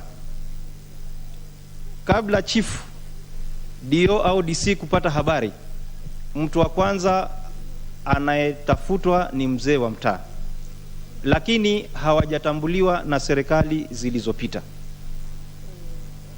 Serikali hii imesema muundo msingi wake ni kuanzia chini kwenda juu. Tunaomba serikali hii iweze kuwatambua wazee wa mitaa na waweze kuangaliwa ni kiwango gani wanaweza kulipwa ili waweze kuhudumia wananchi. Madam Speaker, eneo bunge langu Kaloleni limeshuhudia visa vya mauaji ya wazee. Mtu wa kwanza mzee akiuawa, polisi wakifika wanauliza mzee wa mtaa alikuwa yuko wapi mtu yule akiuawa. Wamekuwa wakihangaishwa sana, lakini hakuna mtu ambaye anaweza kuambia asante kwa ile kazi na kuweza kupatiwa malipo. Mswada huu umekuja wakati mzuri, lakini wasiwasi wangu Madam Speaker, mwaka 2018 tulipitisha mswada huu wa kusema wazee wa mitaa lazima watambuliwe, lakini haukutiwa sahihi kwa kisingizio kwamba hakuna pesa. Safari hii tunaomba serikali iliyopo kupitia Wizara ya Usalama wa Kitaifa wa Ndani katika bajeti zao waweze kutenga pesa maalum ambazo zitashughulikia marupurupu ya wazee wa mitaa, kwa sababu hawa ndio watu ambao wanaeleza serikali ni jinsi gani zile tabu zinakumba wananchi kule mashinani. Sahi kuna kiangazi Madam Speaker ambacho kinasumbua wananchi. Wazee wa mitaa na wazee wa nyumba 10 ndio wanatumika kutoa majina ya wale watu ambao wanateseka na ukame, lakini hao wenyewe hata kile chakula kitolewa wakati wanagawanya, wao hawawezi kuwa katika orodha ya wale ambao pia wana shida ya njaa. Madam Speaker, ni jambo la kusikitisha kwa sababu hawa wazee wa mitaa wana familia zao, wana watoto ambao wanatakana kwenda shule, na hakuna msaada wote kutoka kwa serikali ambao wanayapata ili watoto wao waweze kwenda shule. Watoto wengi wa wazee wa mitaa na wazee wa nyumba kumi wameendelea kubaki nyumbani. Ile pesa pengine walikuwa wanategemea ni ule mfuko wa maendeleo bunge CDF, na kwa sasa bado haujapatikana. Kwa hivyo ni muhimu tuweze kuwatambua, na ningeomba wajumbe wenzangu, kwa sababu hawa wazee wa mitaa wametusaidia kwa njia moja na kuimarisha usalama katika maeneo yetu, tuweze kupitisha mswada huu na uweze kuwekwa katika katiba ili watambulike. Vile vile hawa wazee ni lazima watafutiwe hata kama ni nguo maalum, ili waweze kutambulika kwamba hawa ndio, na katika zile nguo zao waweze kuwekwa majina yao, ili wananchi waweze kuwatambua kwa rahisi, waweze kutoa huduma kwa wakazi. Mimi naunga mkono mswada huu, na ningeomba tuupitishe kwa haraka ili serikali iweze kutenga pesa kwa haraka na iweze kuwasaidia hawa wazee wa mitaa na mabalozi wa nyumba kumi. Asante Madam Speaker kwa kunipatia nafasi hii. Thank you, Honorable Katana. The Honorable Bishop Koskei.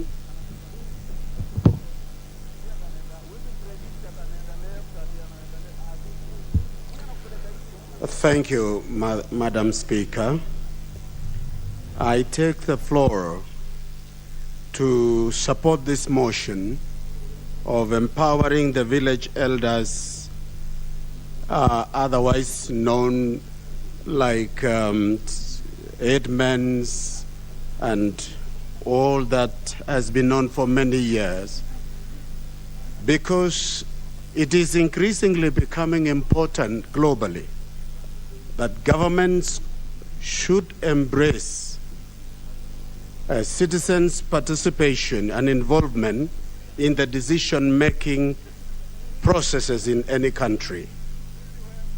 In order to enhance efficacy in appreciation of regulations given in the interpretation of laws that affects people and even benefit them, grassroots leadership of our society is very important. When we got and achieved our independence, there was a slogan by our founding fathers who said, "Mwachamila ni mtumwa." These grassroots leaders becomes the custodians and protection of our norms, and therefore enhances values in our society. It is important for this august House to pay attention through this motion, not only to empower them as proposed by this motion today, but also develop policy framework that will strengthen them, because this will enhance a social order, security, and development efficacy in terms of priorities of government. Madam Speaker, I support this motion this afternoon. Thank you. Thank you very much. The Honorable Bisau Kakai, Member for Kiminini.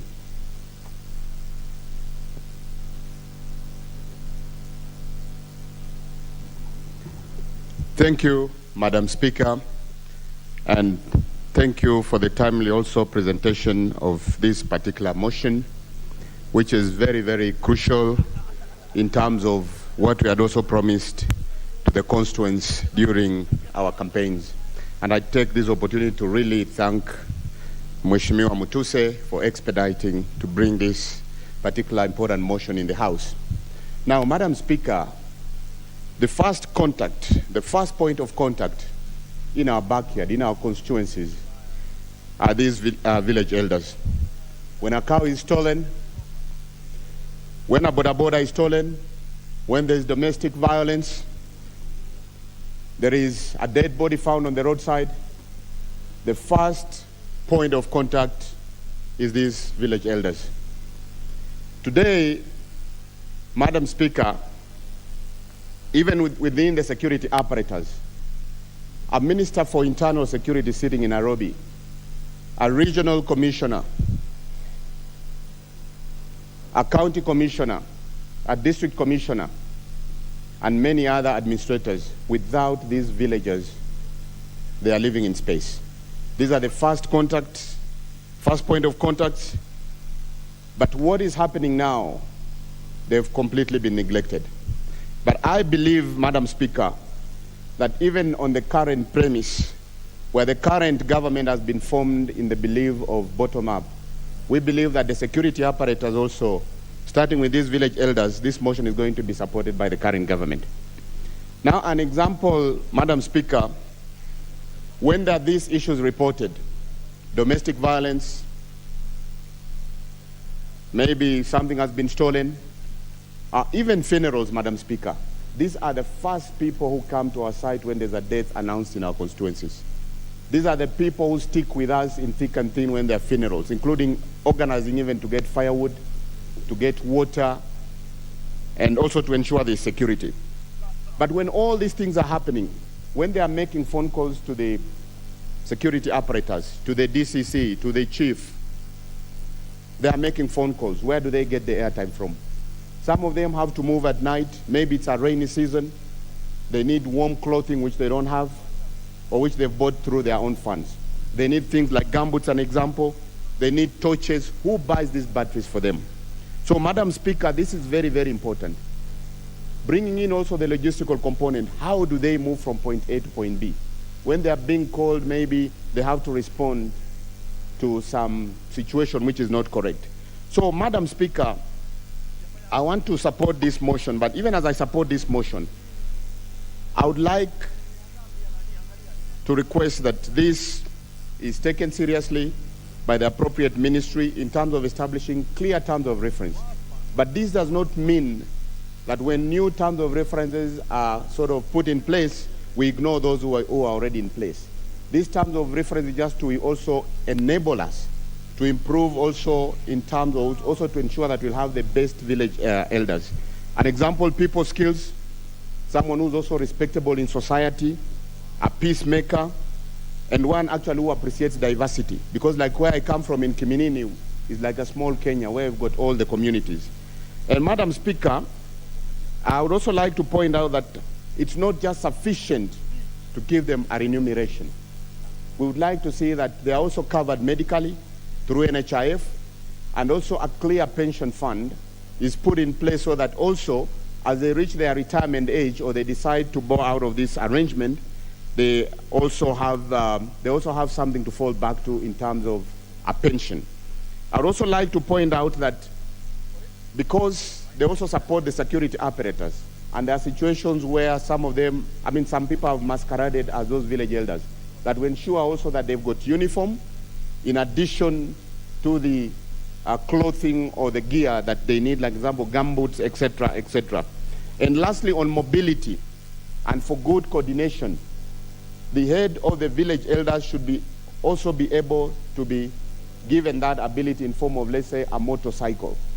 And sooner or later, Madam Speaker, I'll also be bringing in a motion where I would like within the CDF, even if it's 1%, to try and also support this particular group. But for the time being, I would request that, or I would support this motion, and I believe that the current government, based on the belief of the bottoms up, they will come up and they will ensure that they support this motion so that we can quickly expedite to ensure that all our village elders who are our first focal points at the constituency level are also comfortable, and they can also help to improve the security.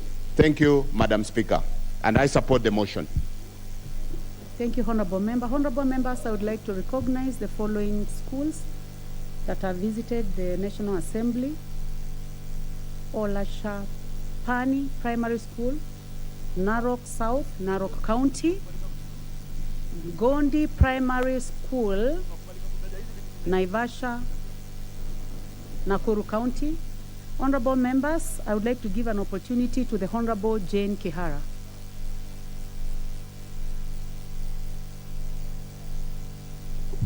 Thank you, Madam Speaker, for this chance. Before I support the motion on the floor, Let me welcome Gondi Primary School pupils to this great house and wish them well. Madam Speaker, this motion is very, very important. We have seen these great leaders or elders suffer doing public work. Madam Speaker, like it's been said, this is the first point of call in the administration at the grassroots. In fact, these are the first set of hustlers that this government is committed to assist or to help. We know they do a lot of work. Madam Speaker, in matters culture, with the intermarriages, they are the ones who explain what happens to this culture and the other culture and put the families and the communities at ease. They have been asking us, wherever you go, Mheshimiwa, please let this government give us something. I'm surprised this motion was passed before and it was not implemented. I think this is the first time that this is the right time for them to be remunerated in matters security. Before even the OCPD knows what has happened on the ground, these village elders are already in contact. They help their chiefs. Running the administration on the ground, Madam Speaker, is what they do. So let me not talk for a long time and just say this is the right time to remunerate these great Kenyans or hustlers for that matter. Thank you, Madam Speaker. The Honorable Badi Twalib, MP Jomvu.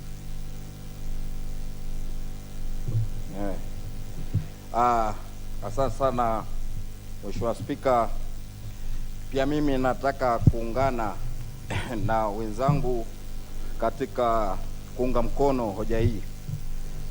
Mheshimiwa Spika, wazee wa mitaa ni wazee ambao wanafanya kazi kubwa sana katika maeneo ya mitaa yetu.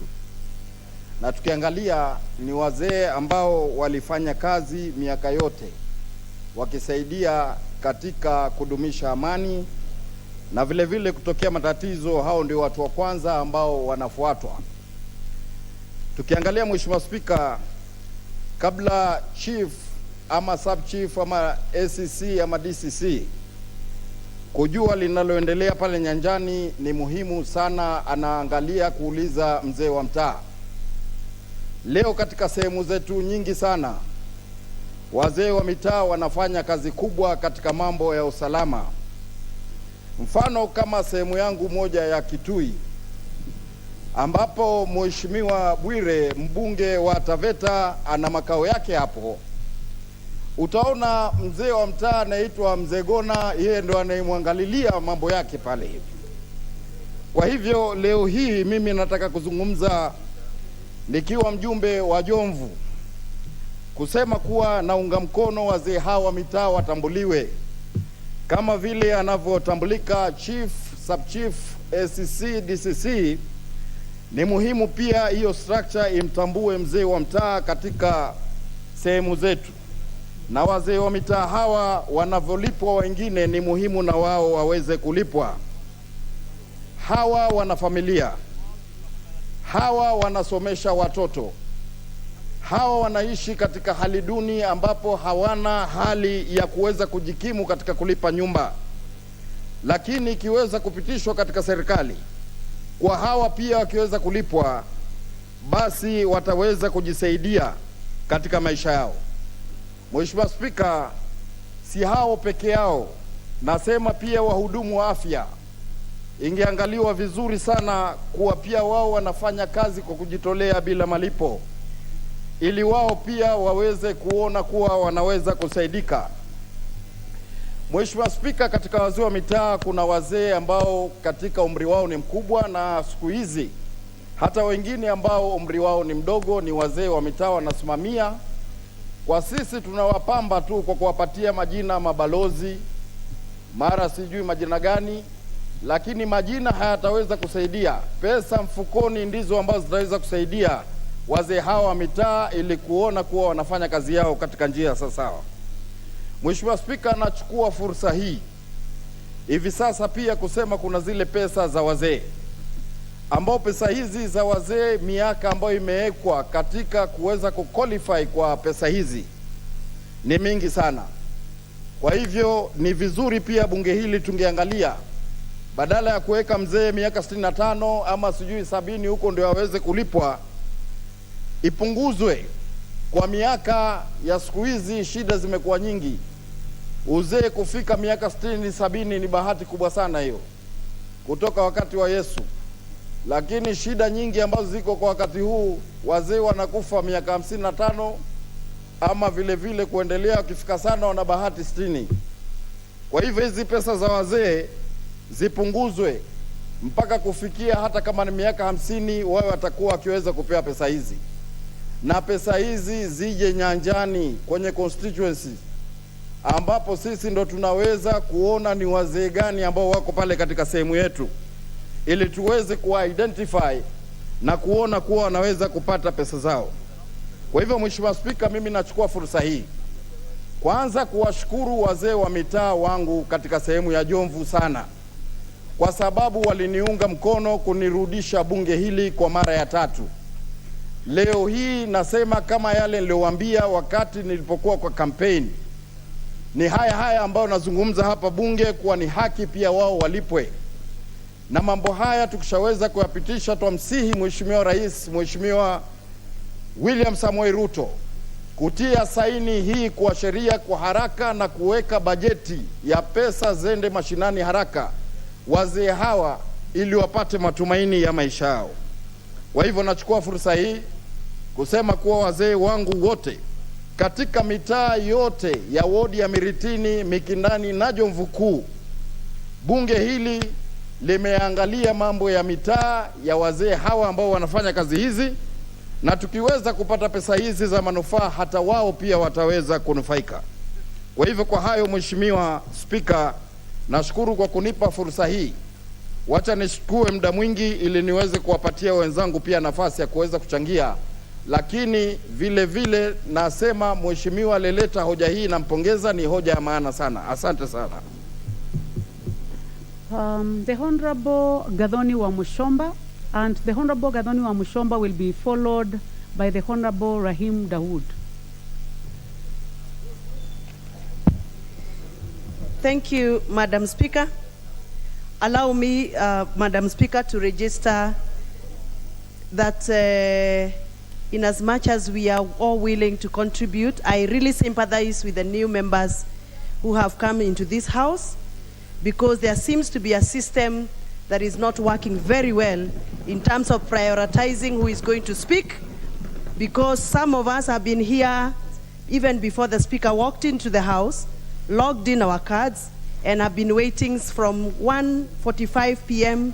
to now, and I can hear with the spirit in the House there must be a problem with the logging system. And therefore, because I would want my sisters and brothers who have joined this House to have the opportunity to defend and fight for the people who elected them, I would request that the management of the House look into that issue.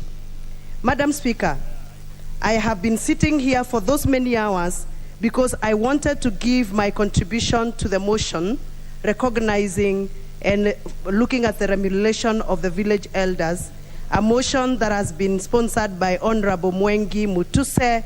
Honorable Member Mwengi Mutuse has done a wonderful job to present this motion. To my dissatisfaction and frustration, allow me to register that this motion is not new in this House. It was tabled in the 12th Parliament, it was debated, and nothing was done. It is sad that these village elders are our senior fathers, our senior citizens. They are our brothers and sisters, and they work tirelessly to give order in the villages. They are the people who report when there are thefts. They are the people who contain issues of domestic violence. They are the people who report accidents, fires, floods, and they are not recognized positively in terms of payment and facilitation.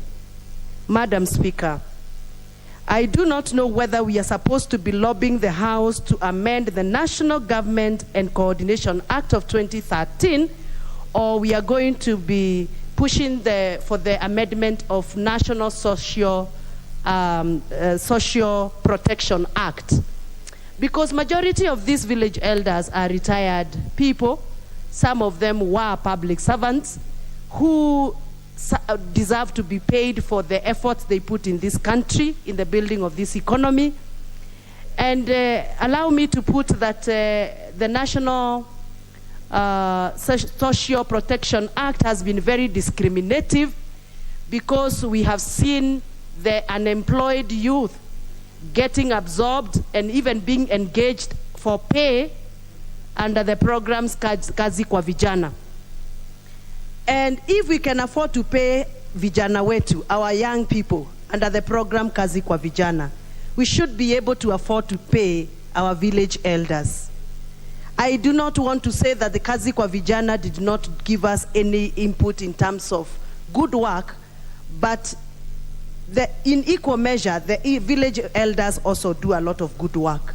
So if we have been able to allocate money for Kazi kwa Vijana for a long time, we should also struggle and work hard to make sure that we allocate money through the Social Protection Act or through the National Government Coordination Act 2013 amendments, so that we can accommodate these village elders.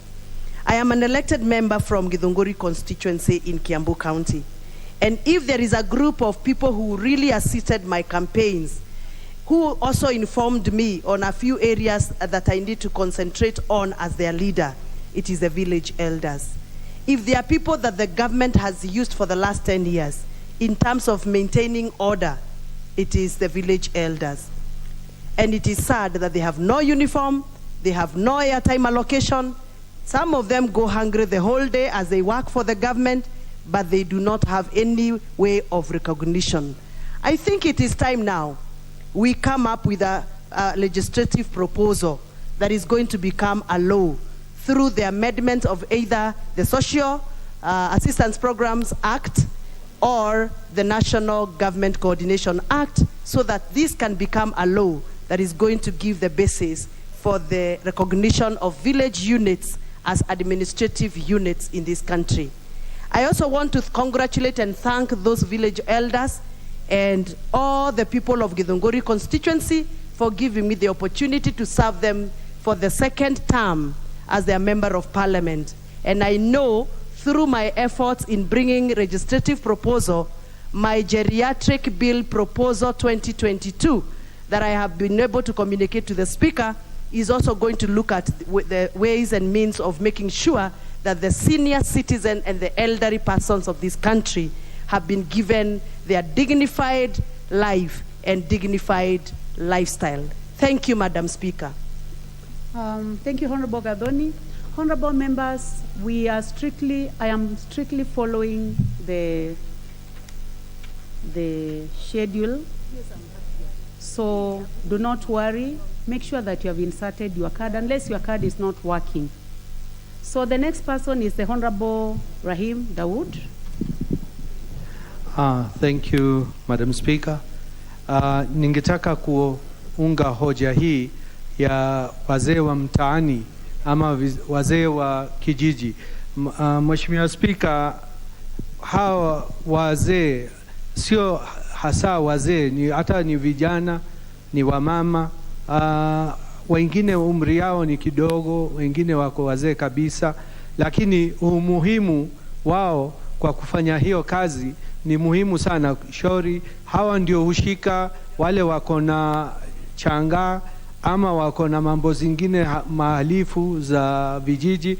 So Mheshimiwa Speaker, kunaye wakati miaka 10 ama 15 uliopita nilikuwa karibu ninawatengenezea nguo za kuvaa ama mawazi vile wataweza kujulikana hawa ndio wazee wa kijiji, lakini niliambiwa kwamba hatutaweza kuwafanyia hivyo. Crown lazima ikuwe ni ya serikali, lakini hawa hufanya kazi zaidi kuliko ma chief ama wanaibu wa chief ama madio. Shauri hawa ndio huleta mambo zote zile zinaharibika kwa vijiji, na hawa ndio wafanya kazi zaidi kuliko mtu yoyote. Mheshimiwa Spika, hawa wanaendanga wakitembea kwa vijiji wakitumia pesa zao kutoka usiku mpaka wafikishe wahalifu kwa polisi, waandikishe statement na mambo zingine nyingi.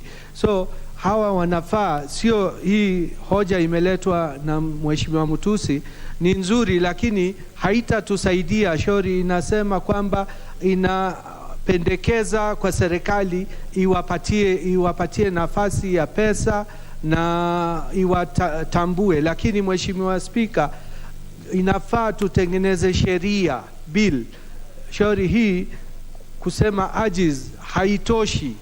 Hiyo inamaanisha mambo kama serikali haitaichukua maanani kama hii ichukue vizuri kwamba wanafaa wafanyiwe. So Mheshimiwa Spika, ninaomba kwamba tukiweza Mheshimiwa Mutusi kama akishamaliza hiyo hoja aijaribu kupeleka kwa ofisi ya clerk, ndio tuweze kuibadilisha ikuwe sheria, ndio tuweze kufanya tuwasaidie. Mheshimiwa Spika, wakati wangu ni mingi nabaki, sasa ningependa umpatie Mheshimiwa Mgwen Honorable Ngemiti tafadhali. Ningeomba hivyo, lakini naunga hiyo hoja. Asante sana na Mungu awabariki. Order, Honorable Dawood, you know very well that you cannot do that.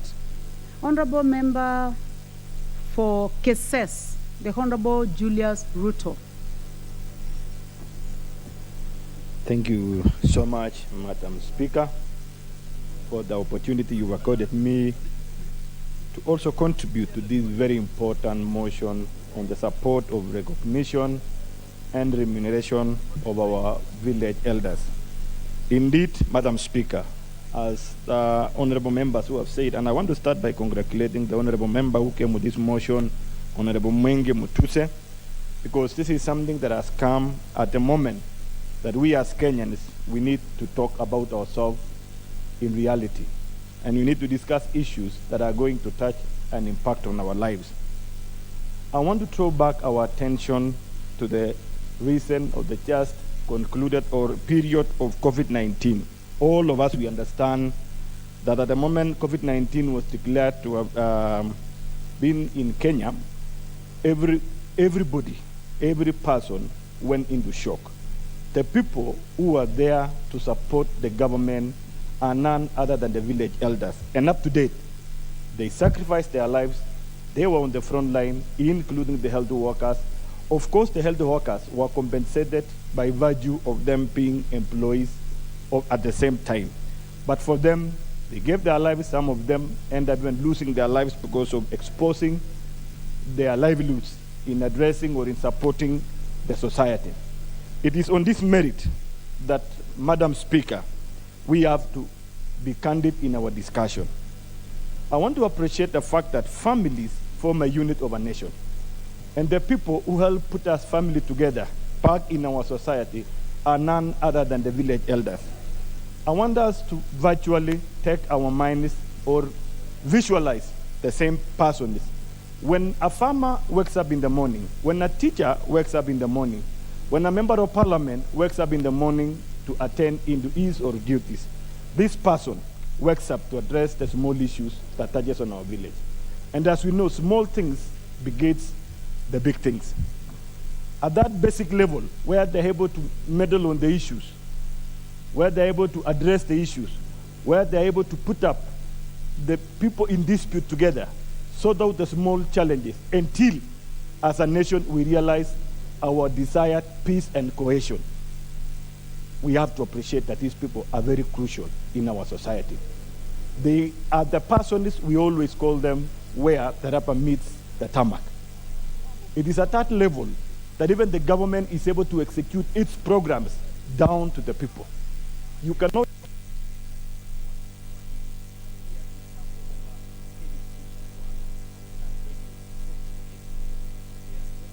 committee member for finance. And then most of the time, all our programs, for it to succeed, we had to engage the village elders. What am I trying to say? It is a moment that we need to recognize their service, we need to appreciate, and the best way to appreciate, and I want to appreciate the member who came up with the motion, that we need to legislate. Because I'm sure the CS for Treasury, however we discuss and approve this motion, CS for Treasury will not factor in resources sufficient enough. And nobody should come and tell us today that there is no money to pay them. The opposite is real. That even the much they are contributing, if at all we have to tabulate, if at all we have to value the contribution they make to society, this government, Kenya, will not be able to compensate on that. So it's time we need to consider them, even if we have to pay them at start as stipend, recognize them by providing essential services like health care, paying for them their NHIF, paying their NSSF, paying for their commuter allowance, and even the basic that they need to support their households. With that one, we will have grown to a step. And it is in the spirit of this constitution that is trying to focus on building up a nation that is of cohesive and of unity and peace. Madam Speaker, as I say to conclude, I want to also consider the fact that we also have a society called the elderly people, where, as a matter of practice, for quite some time, the elderly people who are receiving the cash transfers, as I talk to you now, that one is a matter which the best way to describe it as hot hair. They know they have a right to access it, but indeed it is not in practice. I want to consider this as we discuss this motion, that we blow upon the ministry or the cabinet secretary for national coordination to ensure we also actualize this one, so that we have a society that is certain and satisfied with the country they belong in. With that, Madam Speaker, I want to support this, and I want to tell you that we have these serious people in my village, those who assisted me, Madam Sally from my village back there. She's an elderly lady, she has done a lot, even during the time of campaign. Kesezi is a cosmopolitan area. You believe me, it was difficult to manage to put the communities together. But these people played a pivotal role by bringing the communities together until we were able to forge a clear direction as a people of Kesezi, which I want to applaud and say, if we are going to go that direction, we will realize a Kenya that is unified. Thank you so much, and I stand to support the motion. Thank you. Very well spoken. The Honorable Member for Tetu, Geoffrey Mwangi. Thank you, Madam Speaker, for giving me the opportunity to also add my voice to this very, very important motion. And it is important that, Madam Speaker, from the onset, I mentioned that every time I visit my constituency, I have met these village elders, and that this is a very, very common cry across, that they have been saying that they are doing a lot of work for the community and for the government, and they do not get any remuneration for it. So I support the motion, but I would like to restrict myself to two areas.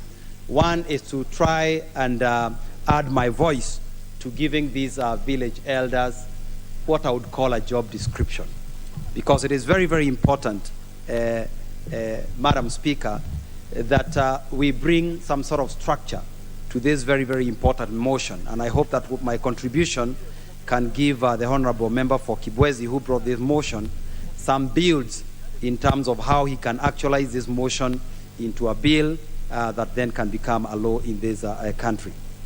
But before I say that, let me admit that the village elders, in terms of their job description, I would give them the first one as being security. They play a very, very important role in terms of ensuring the security of the community. And the second one is that they also play a very big role in reconciliation. Today, if spouses disagree, sometimes even before they go to the chief, they go to the village elders. If a man is chased away by his wife, he reports to the village elders. Even when the opposite happens, they tend to report to the village elders. If you look right now, the country is facing some bit of, quite some bit of famine and drought. And the people who can aid in things like food distribution, identifying the needy families, knowing where government help should go without corruption, without misuse, are the village elders. When it comes to things like bursary allocation, which sometimes as members of parliament, we struggle with to identify and get to know the most deserving cases. Again, the village elders play a very big role. Order, honorable member. Honorable members, the motion has been debated for 3 hours. So time is up for this debate. And now I can give you 1 minute, 2 minutes. Thank you. I'll give you 2 minutes, Thank you. honorable member. Thank you. I was saying that they also attend to incidents, and they are actually the village chairman for weddings, burials, and any event that is coming. So, Madam Speaker, like I said, to give this structure, I propose that this whole village elder remuneration can be structured as follows. First of all, we need to agree. Will it be at the sub-location level, at the location level, or the village level, so that we give it structure. The next thing we should agree, how many households should each elder be in charge of? Thirdly, ensure that the 2/3 gender rule is adhered to very, very strictly when it comes to these village elders. Then ensure that we give them a reasonable stipend, including things like airtime, because I sympathize with them. They call us all the time at night, reporting cases, telling us where we should help. So it is very, very important that they are given a reasonable stipend and airtime. So I support that this motion proceeds, and because we have had in this house that this actually came up before and never became an act, so it is joining the many motions that never actually get implemented. So we are really hoping that this can be treated differently, because this is very, very important to ensure that village elders become institutionalized in terms of our government administrative units, within our sublocation. I submit and support the motion. Madam Speaker, thank you very much. Thank you, Honorable Member for Tetu. Honorable members, this motion has been debated for 3 hours and time is up. And now I call upon the mover to reply, the Honorable Mwengi Mutuse. Thank you, Madam Speaker. I have been informed that I am not able to donate time, much as a lot of our colleagues had anticipated donation of time so that they can contribute. But I have been directed that it is not possible to donate time. But if it was possible, the Honorable Ndindi Nyoro, the Honorable Engineer Nzambia, and the Honorable Malolo Injendi, the Honorable Basil Robert, and PC Sigei, the member for Sotik, would have wished to, but I am guided that we are not able. I am guided that we are not able to donate. And so, Mr. Speaker, Honorable Mwengi Mutuse, you can donate. Oh, with your guidance, Madam Chair. With your guidance, Madam Chair, the Honorable Mwengi, I request that you take me through the order again. Yes, with your of the guidance. People that you have indicated, the honorable members that you have indicated. Yes, the honorable. And the time you are allocating them. 1 minute to each. 1 minute each. The Honorable Engineer Nzambia, member for Kilome. The Honorable Ndindi Nyoro, 1.5, because he's the chair of, rather, let me not preempt. The Honorable Basil Robert, Malulu Injendi,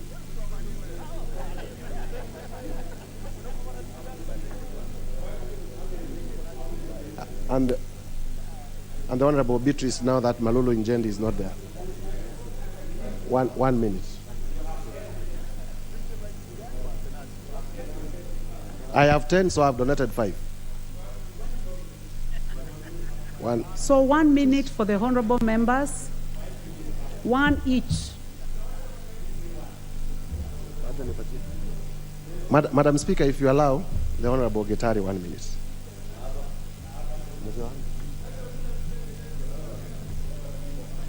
And Honorable Njoroge Wainaina 1 minute.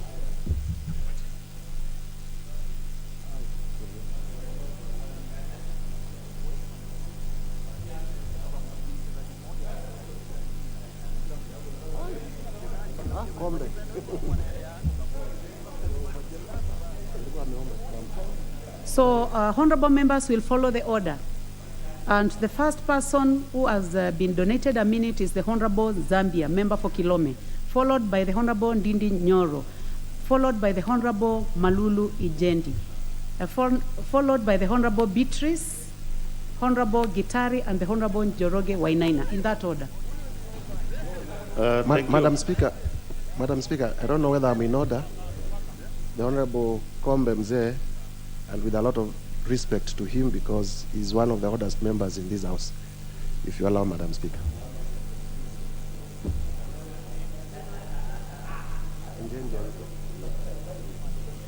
So we start with the Honorable Zambia. You have donated your 8 minutes. You'll have only 2 minutes for yourself. Proceed, Honorable Zambia.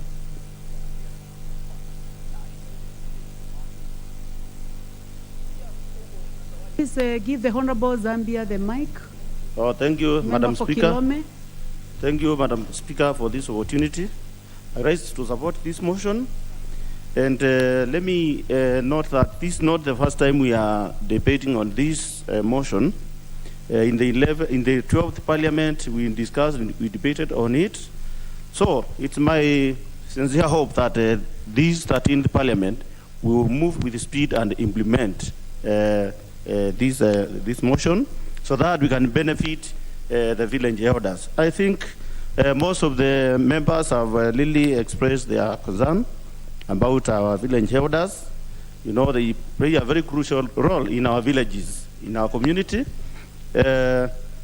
Honorable Speaker, in terms of security, the matters of security, in every village, we are fully covered by the village elders because they convey a lot of information from the grassroots level to even to the national level. That is through the assistant chiefs. The Honorable Ndindi Nyoro.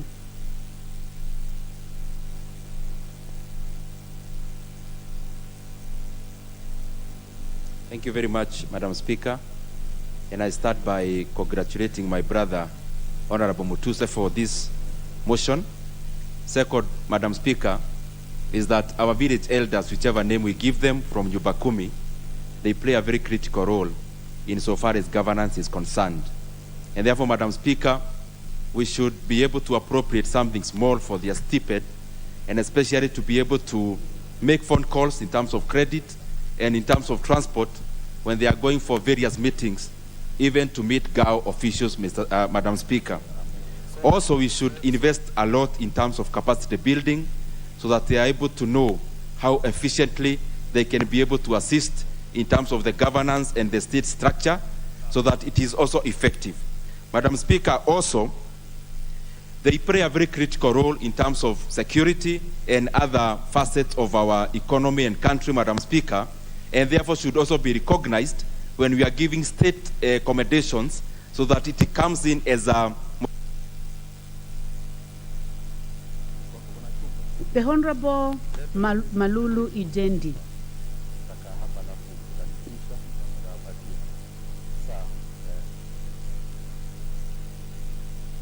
Honorable absent. The Honorable Beatrice.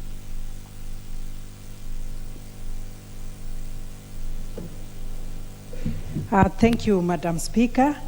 I want to support the motion by saying that the village managers, and I'm a product of one of them. My father was a village manager. My father-in-law was also a village manager. First, I want to say that they deserve recognition as they are among the few civil servants, Madam Speaker, whose input is reflected, or who have inputs who are reflected in all the three arms of government. For example, in the executive, Madam Speaker, they carry the roles of disseminating information from the government about education, about health, issues of health, environmental conservation, and all that. I would also say that, Madam Speaker, that the village managers, they are the key pillars of the legislative arm of the government. For instance, maybe for us MPs, and senators and all the leaders, when it comes to the bursary, that is where they come in and they help a lot. That is the member for Kericho. The Honorable Gitari.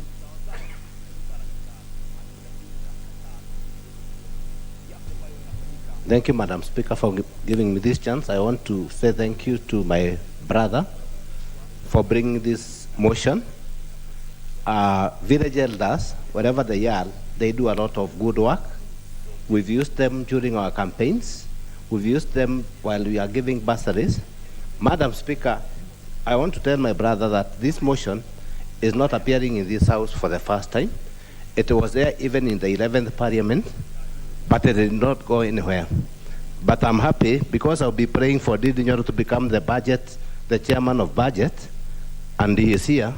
I think we can now push it to another level, noting that the government we have is bottom up. Madam Speaker, I also want to thank all members who took their oath today, and because we know that the government will start working, we also want to thank the selection committee for formulating the committees they did. So from next week we'll start working in the committees. I thank you. The Honorable Njoroge Wainaina.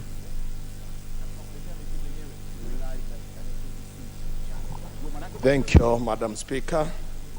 I'm sure this one also, I'll get the benefit of having the maiden speech. I've not had one. I first of all thank Honorable Mutuse for seeing me and noticing my presence, where speakers have not been able to catch any eye of the speaker, inclusive you. In any case, and for that benefit, I would want to first of all thank the people of Kieni who came out in thousands. They supported me and they voted for me. And I really want to tell them I am with them. I'm in this parliament, I'm with them during this time of famine, great famine in Kieni. I am with them. We are looking for food in every way possible. I am with our candidates in class 6, class 8, and Form 4. I'm with them. I know they are going through hard times, going to school without food, but we are still working on that. However, on matters of this debate that is in front of us today,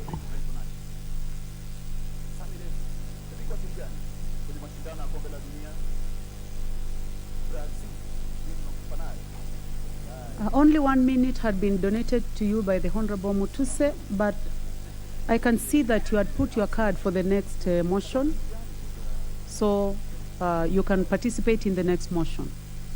So the Honorable Basil.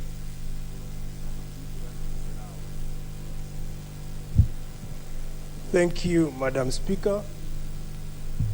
I thank you, my brother Mutuse, for bringing these motions, a very essential motion. And what I would say, village elders play a very silent role, because in terms of intelligence, they provide intelligence to the government. They need to be paid, because without them, the function of the DC, sub-chiefs, and the chiefs would be actually rendered vestigial. So these are very critical motion, and I fully support them, and I actually promised them during my campaigns. Thank you, Madam Speaker.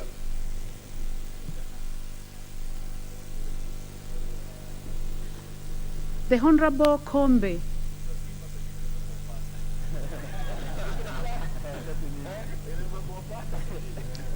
Asante Mheshimiwa Spika, asante Mheshimiwa wa Kibwezi Magharibi kwa kunipatia nafasi katika muda wako wa kujibu mswada huu.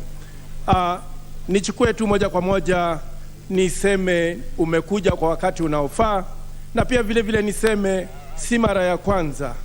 Katika bunge la 9 tulipasisha mswada huu, katika bunge la 11 tukapasisha mswada huu, na ni maombi yangu katika kipindi hiki mswada huu ukaweze kutiliwa maanani na serikali hii yetu mpya, nikitumai ya kwamba ikiwa itawezekana pia katika ule mfuko wa wachochole ama wa hustlers pia wangeweza kufikiriwa na wakapatiwa sehemu ya mfuko huo, wakaweza kupata hata kama ni pikipiki za kuwawezesha kufanya kazi yao vizuri, hasa tukizingatia wale senior village elders.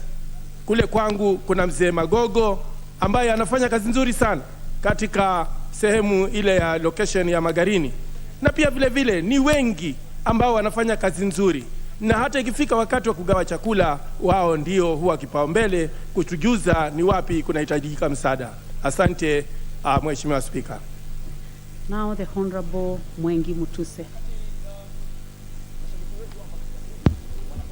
Thank you, Madam Speaker. I now rise to reply to the motion and to begin by thanking honorable members for the great interest that they have had in this motion and for the great contributions that have gone into this motion since yesterday.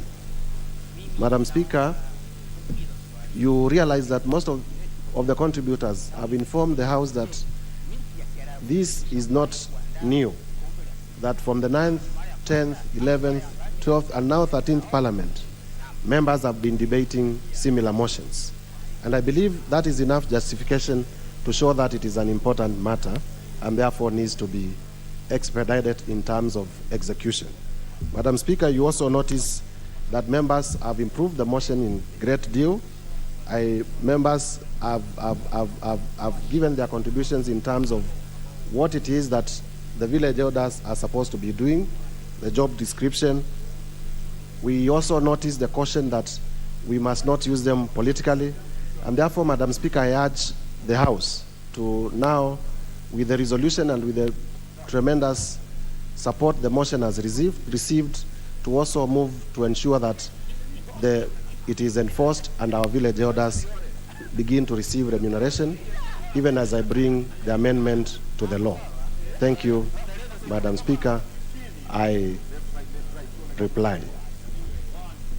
Thank you very much, Honorable Mutuse, member for Kibwezi West. I see that we have an intervention by the member for Entebbe, the Honorable Dr. Pukose. Thank you, Madam Speaker. I know this is a very important motion that has been replied, and I'm under Standing Order 53.3 that the Speaker may, on the request of a member, defer the putting of the question to the next sitting, in which case the Speaker shall therefore nominate a time at which the question shall be put.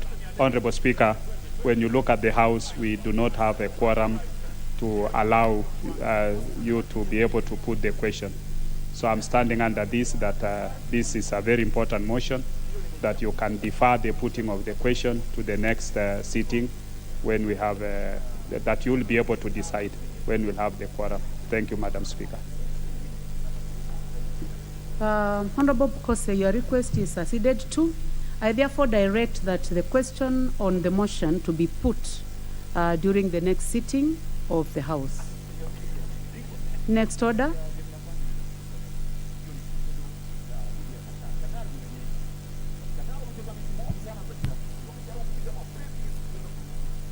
Order number 11. Hoja: kubuniwa kwa Baraza la Kiswahili la Kenya.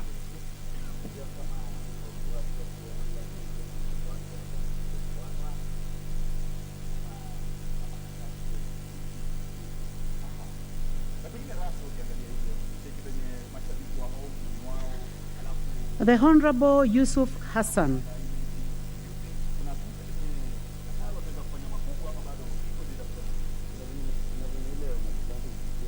Honorable Yusuf Hassan is absent.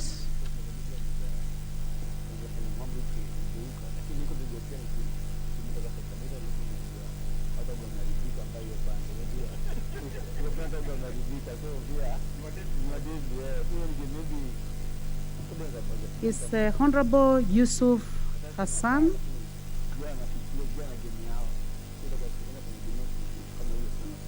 In the House?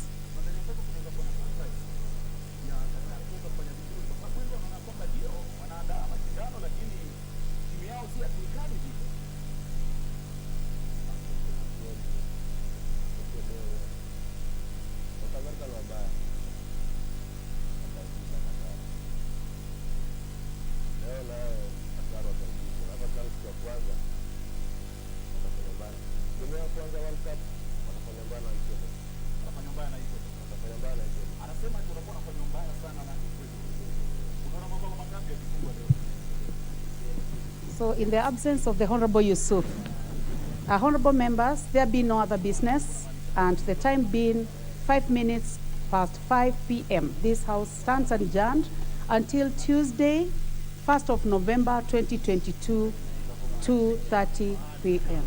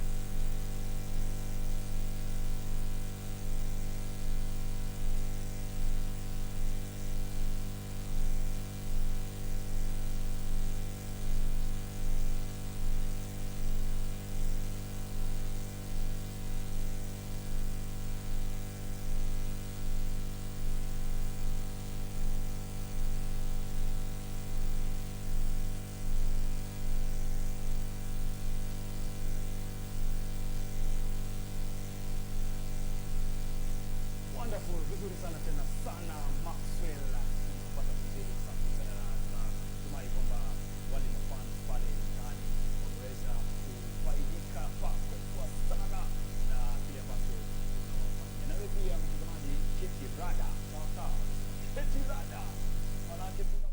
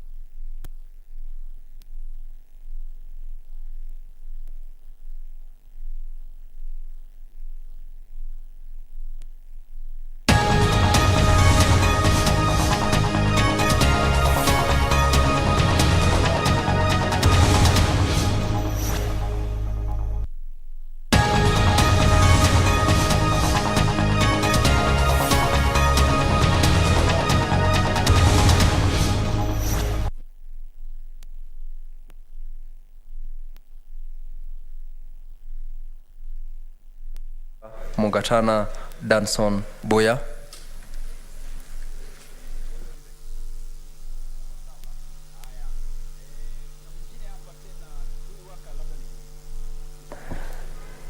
Honorable Senator, have you pressed the MIC button?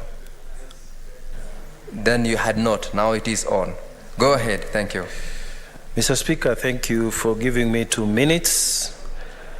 And I'll go straight to the point. Mr. Speaker, these IPPs, the independent power producers who signed very punitive and unconscionable contracts against the people of Kenya, these people signed these documents with people within government there were officers within government.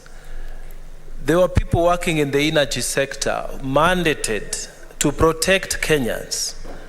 Instead, they colluded to create contracts that our chairman for energy said, even when the units are not being consumed, they will still be paid. Mr. Speaker, we need to pick it up from where the chairman said that we need to look at who are these people who signed, who did these mistakes.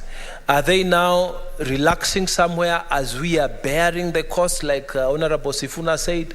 We are all suffering, Mr. Speaker, because of some people who deliberately colluded with these IPPs, Mr. Speaker, to corruptly acquire wealth, Mr. Speaker. Because every person who entered this industry at that time when they were creating some artificial shortages, they made billions of shillings, Mr. Speaker. And to hear that these contracts are going all the way 27 years, Mr. Speaker, some of the people who signed these contracts are just there enjoying themselves as the rest of this country is paying this debt. Mr. Speaker, I would encourage the Energy Committee to bring back historical injustice to be corrected.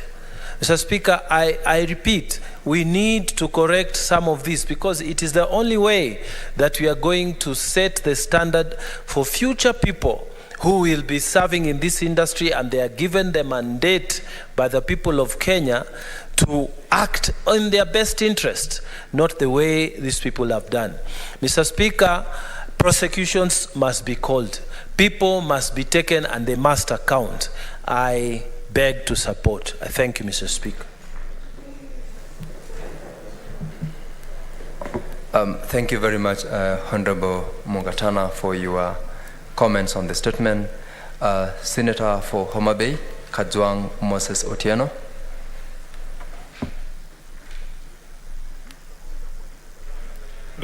Thank you. Mr. Speaker, this is a very, very important statement, and I want to congratulate the chair of the Energy Committee for bringing it before the Senate. Energy and transport infrastructure are very, very important conditions for sustainable growth. And Mr. Speaker, with Kenya generating about 3,000 megawatts, I don't think that that will take us to our desired position of being a truly middle-income economy.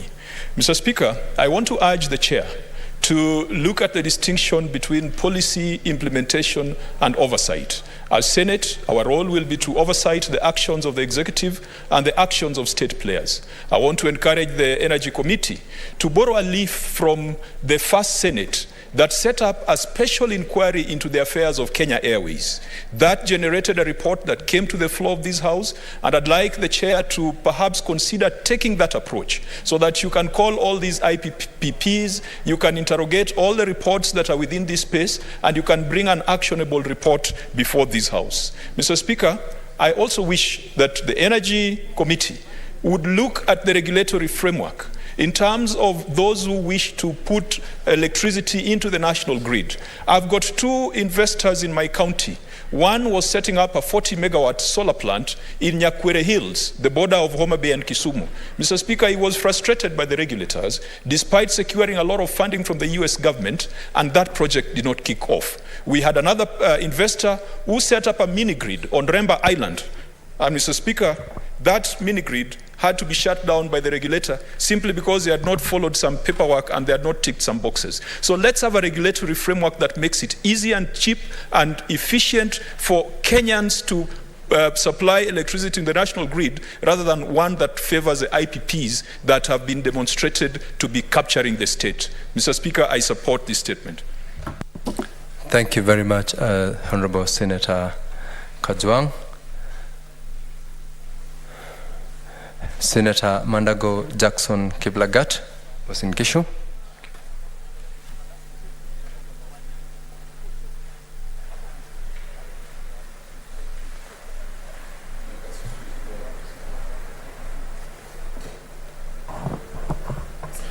Thank you very much, Mr. Speaker.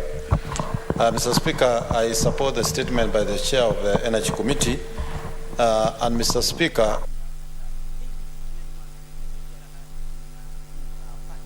Senator, you are not. Yes, Mr. Speaker, it is so sad that in this country we can have contracts of IPPs that are so punitive to the nation, Mr. Speaker, consuming thermal power. Mr. Speaker, as you are aware, the issue of climate change and the need for renewable clean energy in the globe is not only a concern of the human race, Mr. Speaker, but it's also, Mr. Speaker, a cheaper way of generating energy, Mr. Speaker. Mr. Speaker, I would like the Energy Committee to also look into the various tariffs and regulations that has made it so difficult, Mr. Speaker, for renewable energy, particularly the solar energy, to be used in this country, Mr. Speaker. As you are aware, Mr. Speaker, recently taxes were levied upon solar products, making it expensive, Mr. Speaker, to generate energy through the natural resource of solar, Mr. Speaker. Mr. Speaker, it is surprising that Kenya Power can make millions of losses, Mr. Speaker, when it is a monopoly that is selling power to the citizens of this country, Mr. Speaker. Mr. Speaker, in the statement of the Chair for Energy, he has alluded to the Electrocana wind power, supplying energy to various counties, Mr. Speaker. I do support that, Mr. Speaker, but on the same note, that Lake Victoria wind power must be investigated, Mr. Speaker. As you are aware, that is part of the projects that caused electricity bills to be increased arbitrarily by Kenya Power to cover the losses that they generated and created through the Lake Turkana wind power, Mr. Speaker. Mr. Speaker, there is need for Kenya Power to optimize on the transformers already in various parts of this country, Mr. Speaker, where you will find one transformer serving 2 families, Mr. Speaker, while the transformer's capacity to serve more than 200 households, Mr. Speaker. Mr. Speaker, Kenya Power should concentrate in optimizing the already existing transformers as they look into the faulty transformers, Mr. Speaker. Mr. Speaker, they should also consider so many companies that collapsed because of the so-called wrong tenders or what, a majority of which were youth companies in this country, women companies, and a majority were Honorable Senator Mandago, your time is up. Honorable Eddie Gisheru, you've signed in as Madzayo Stewart Mashiru Senator for Kilifi. Very well. I hope then you will properly represent the office of the acting. Yes. Thank you, Honorable Speaker. I stand in for the minority leader who has been called for a few urgent matters. I think that I wanted to humbly say, and this one, Chair of the Energy Committee, it's very critical that issues of energy and food are some of the issues that are directly related to policy, as my brother Senator Kajwang of Homa Bay had said. And I think that is critical that where we find ourselves today as a nation, even as you consider this matter, the Chair of Energy Committee, is very critical that you find a nexus with the executive. Because the moment you have declared that food and energy have to go to the market, then it is subject to market forces. Because the high cost of energy that we see today in the country is truly as a function of demand and supply as we see it. Because if you look at the regulator in our economy today, EPRA basically uses the 3 adjustment indices or variables to look at energy prices. They use the fuel, this is confusing, but it's fine. They use fuel, forex, and inflation. But this fuel surcharge, for instance, which is the biggest variable in energy issues, has been skyrocketed highest in the last month, where we have seen a historic 6.7 rise in the cost of surcharge, because these issues have been left to the market forces. I think it is critical that the nexus just 1 minute, Mr. Speaker, enjoying the rights of the minority leader. I think that it's critical that we review the policy that energy in its all senses should not be considered an issue of consumption. It is an issue of production, because if the president chooses, for instance, to say that we are going to subsidize things like fertilizer and not energy, which directly goes to production, then as a country, we are bound to have these kind of problems. Because you remember that in January, when the former president cut these energy issues, for the first time, last month is when we saw the increase in energy with about 15.7%. So I think that just find a way of ensuring that there's a nexus between policy that defines the issue of subsidies on energy as a function of production instead of a function of consumption. Then Senator, thank you very much. Senator Karungo Thangwa Paul Kiambu. Thank you very much, Mr. Speaker. I think as a House, we stand a very good chance of liberating this nation by coming up with the legislations that are going to help the executive lower the cost of energy or electricity in this country. Mr. Speaker, I remember during the President's address to this House, he mentioned that he's going to allow cooperatives to generate power and to sell power within their areas of operations. Mr. Speaker, I would urge the committee, as we try to lower the cost of energy in this country, to explore what the President meant by that, so that at least we can allow those who are able to form cooperatives and generate power. Maybe they come from areas where there is a high speed of water flow. Maybe they can use solar and generate power. Maybe the counties themselves can turn waste to energy. And the kind of energy they use, the remaining, or I'm looking for the right word, they can hook it to the national grid. So, Mr. Speaker, I believe there is so many things we can explore from what the President meant during his address. And I believe this committee is up to the task, and we can come up with a legislation that will help lower the cost of production and lower the cost of energy in this country. Thank you. Thank you very much, Senator Thangwa. Senator Oyomo Beatrice Akinyi. Thank you, Honorable Speaker, for giving me the chance. I support from the onset the statement by the chairman of the Energy Committee. Honorable Speaker, my heart bleeds each time there's a mention of faulty transformers. In Homa Bay County, where I come from, all the transformers that were brought to the county were all faulty. 3/4 of them were faulty. It is so unfortunate that transformers were supplied and taken to schools under the last mile connectivity program. And it is so unfortunate that those transformers, 3/4 of them, remain inactive, rendering our schools dark and all the public facilities on which these transformers were built. Honorable Speaker, it is also worth noticing that energy is an enabler of development.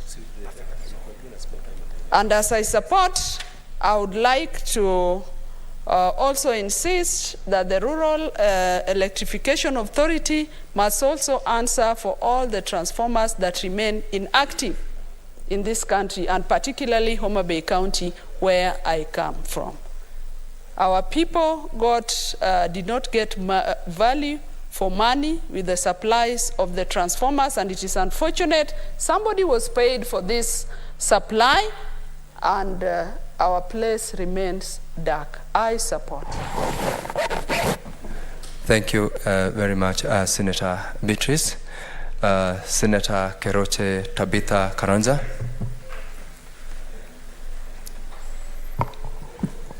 I also want to thank the chairman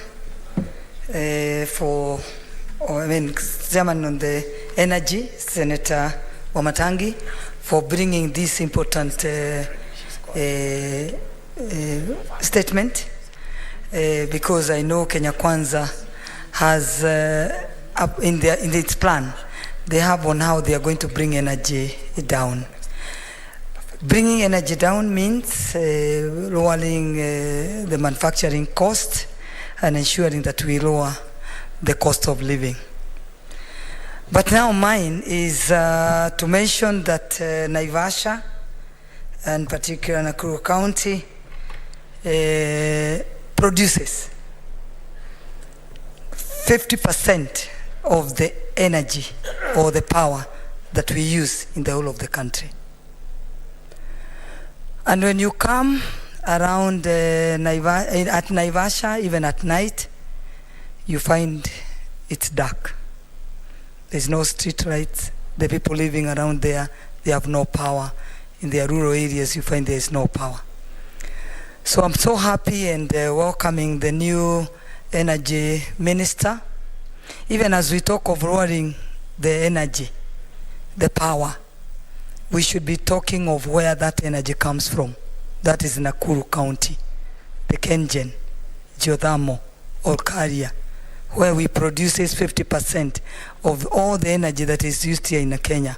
So it means Nakuru, Naivasha, Nakuru County should be given cheaper, lower rate than any other part of this country. And we'll be pushing for that, we'll be fighting for that to ensure that we as the producers, we enjoy and we enjoy that resource comes from Nakuru County, particularly Naivasha. So, thank you, Wamatangi.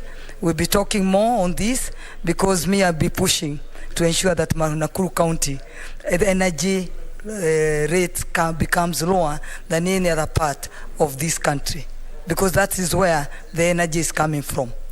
Thank you, and we'll be seeing you many times. Thank you. Bye. Thank you very much, Senator Tabitha Keroche.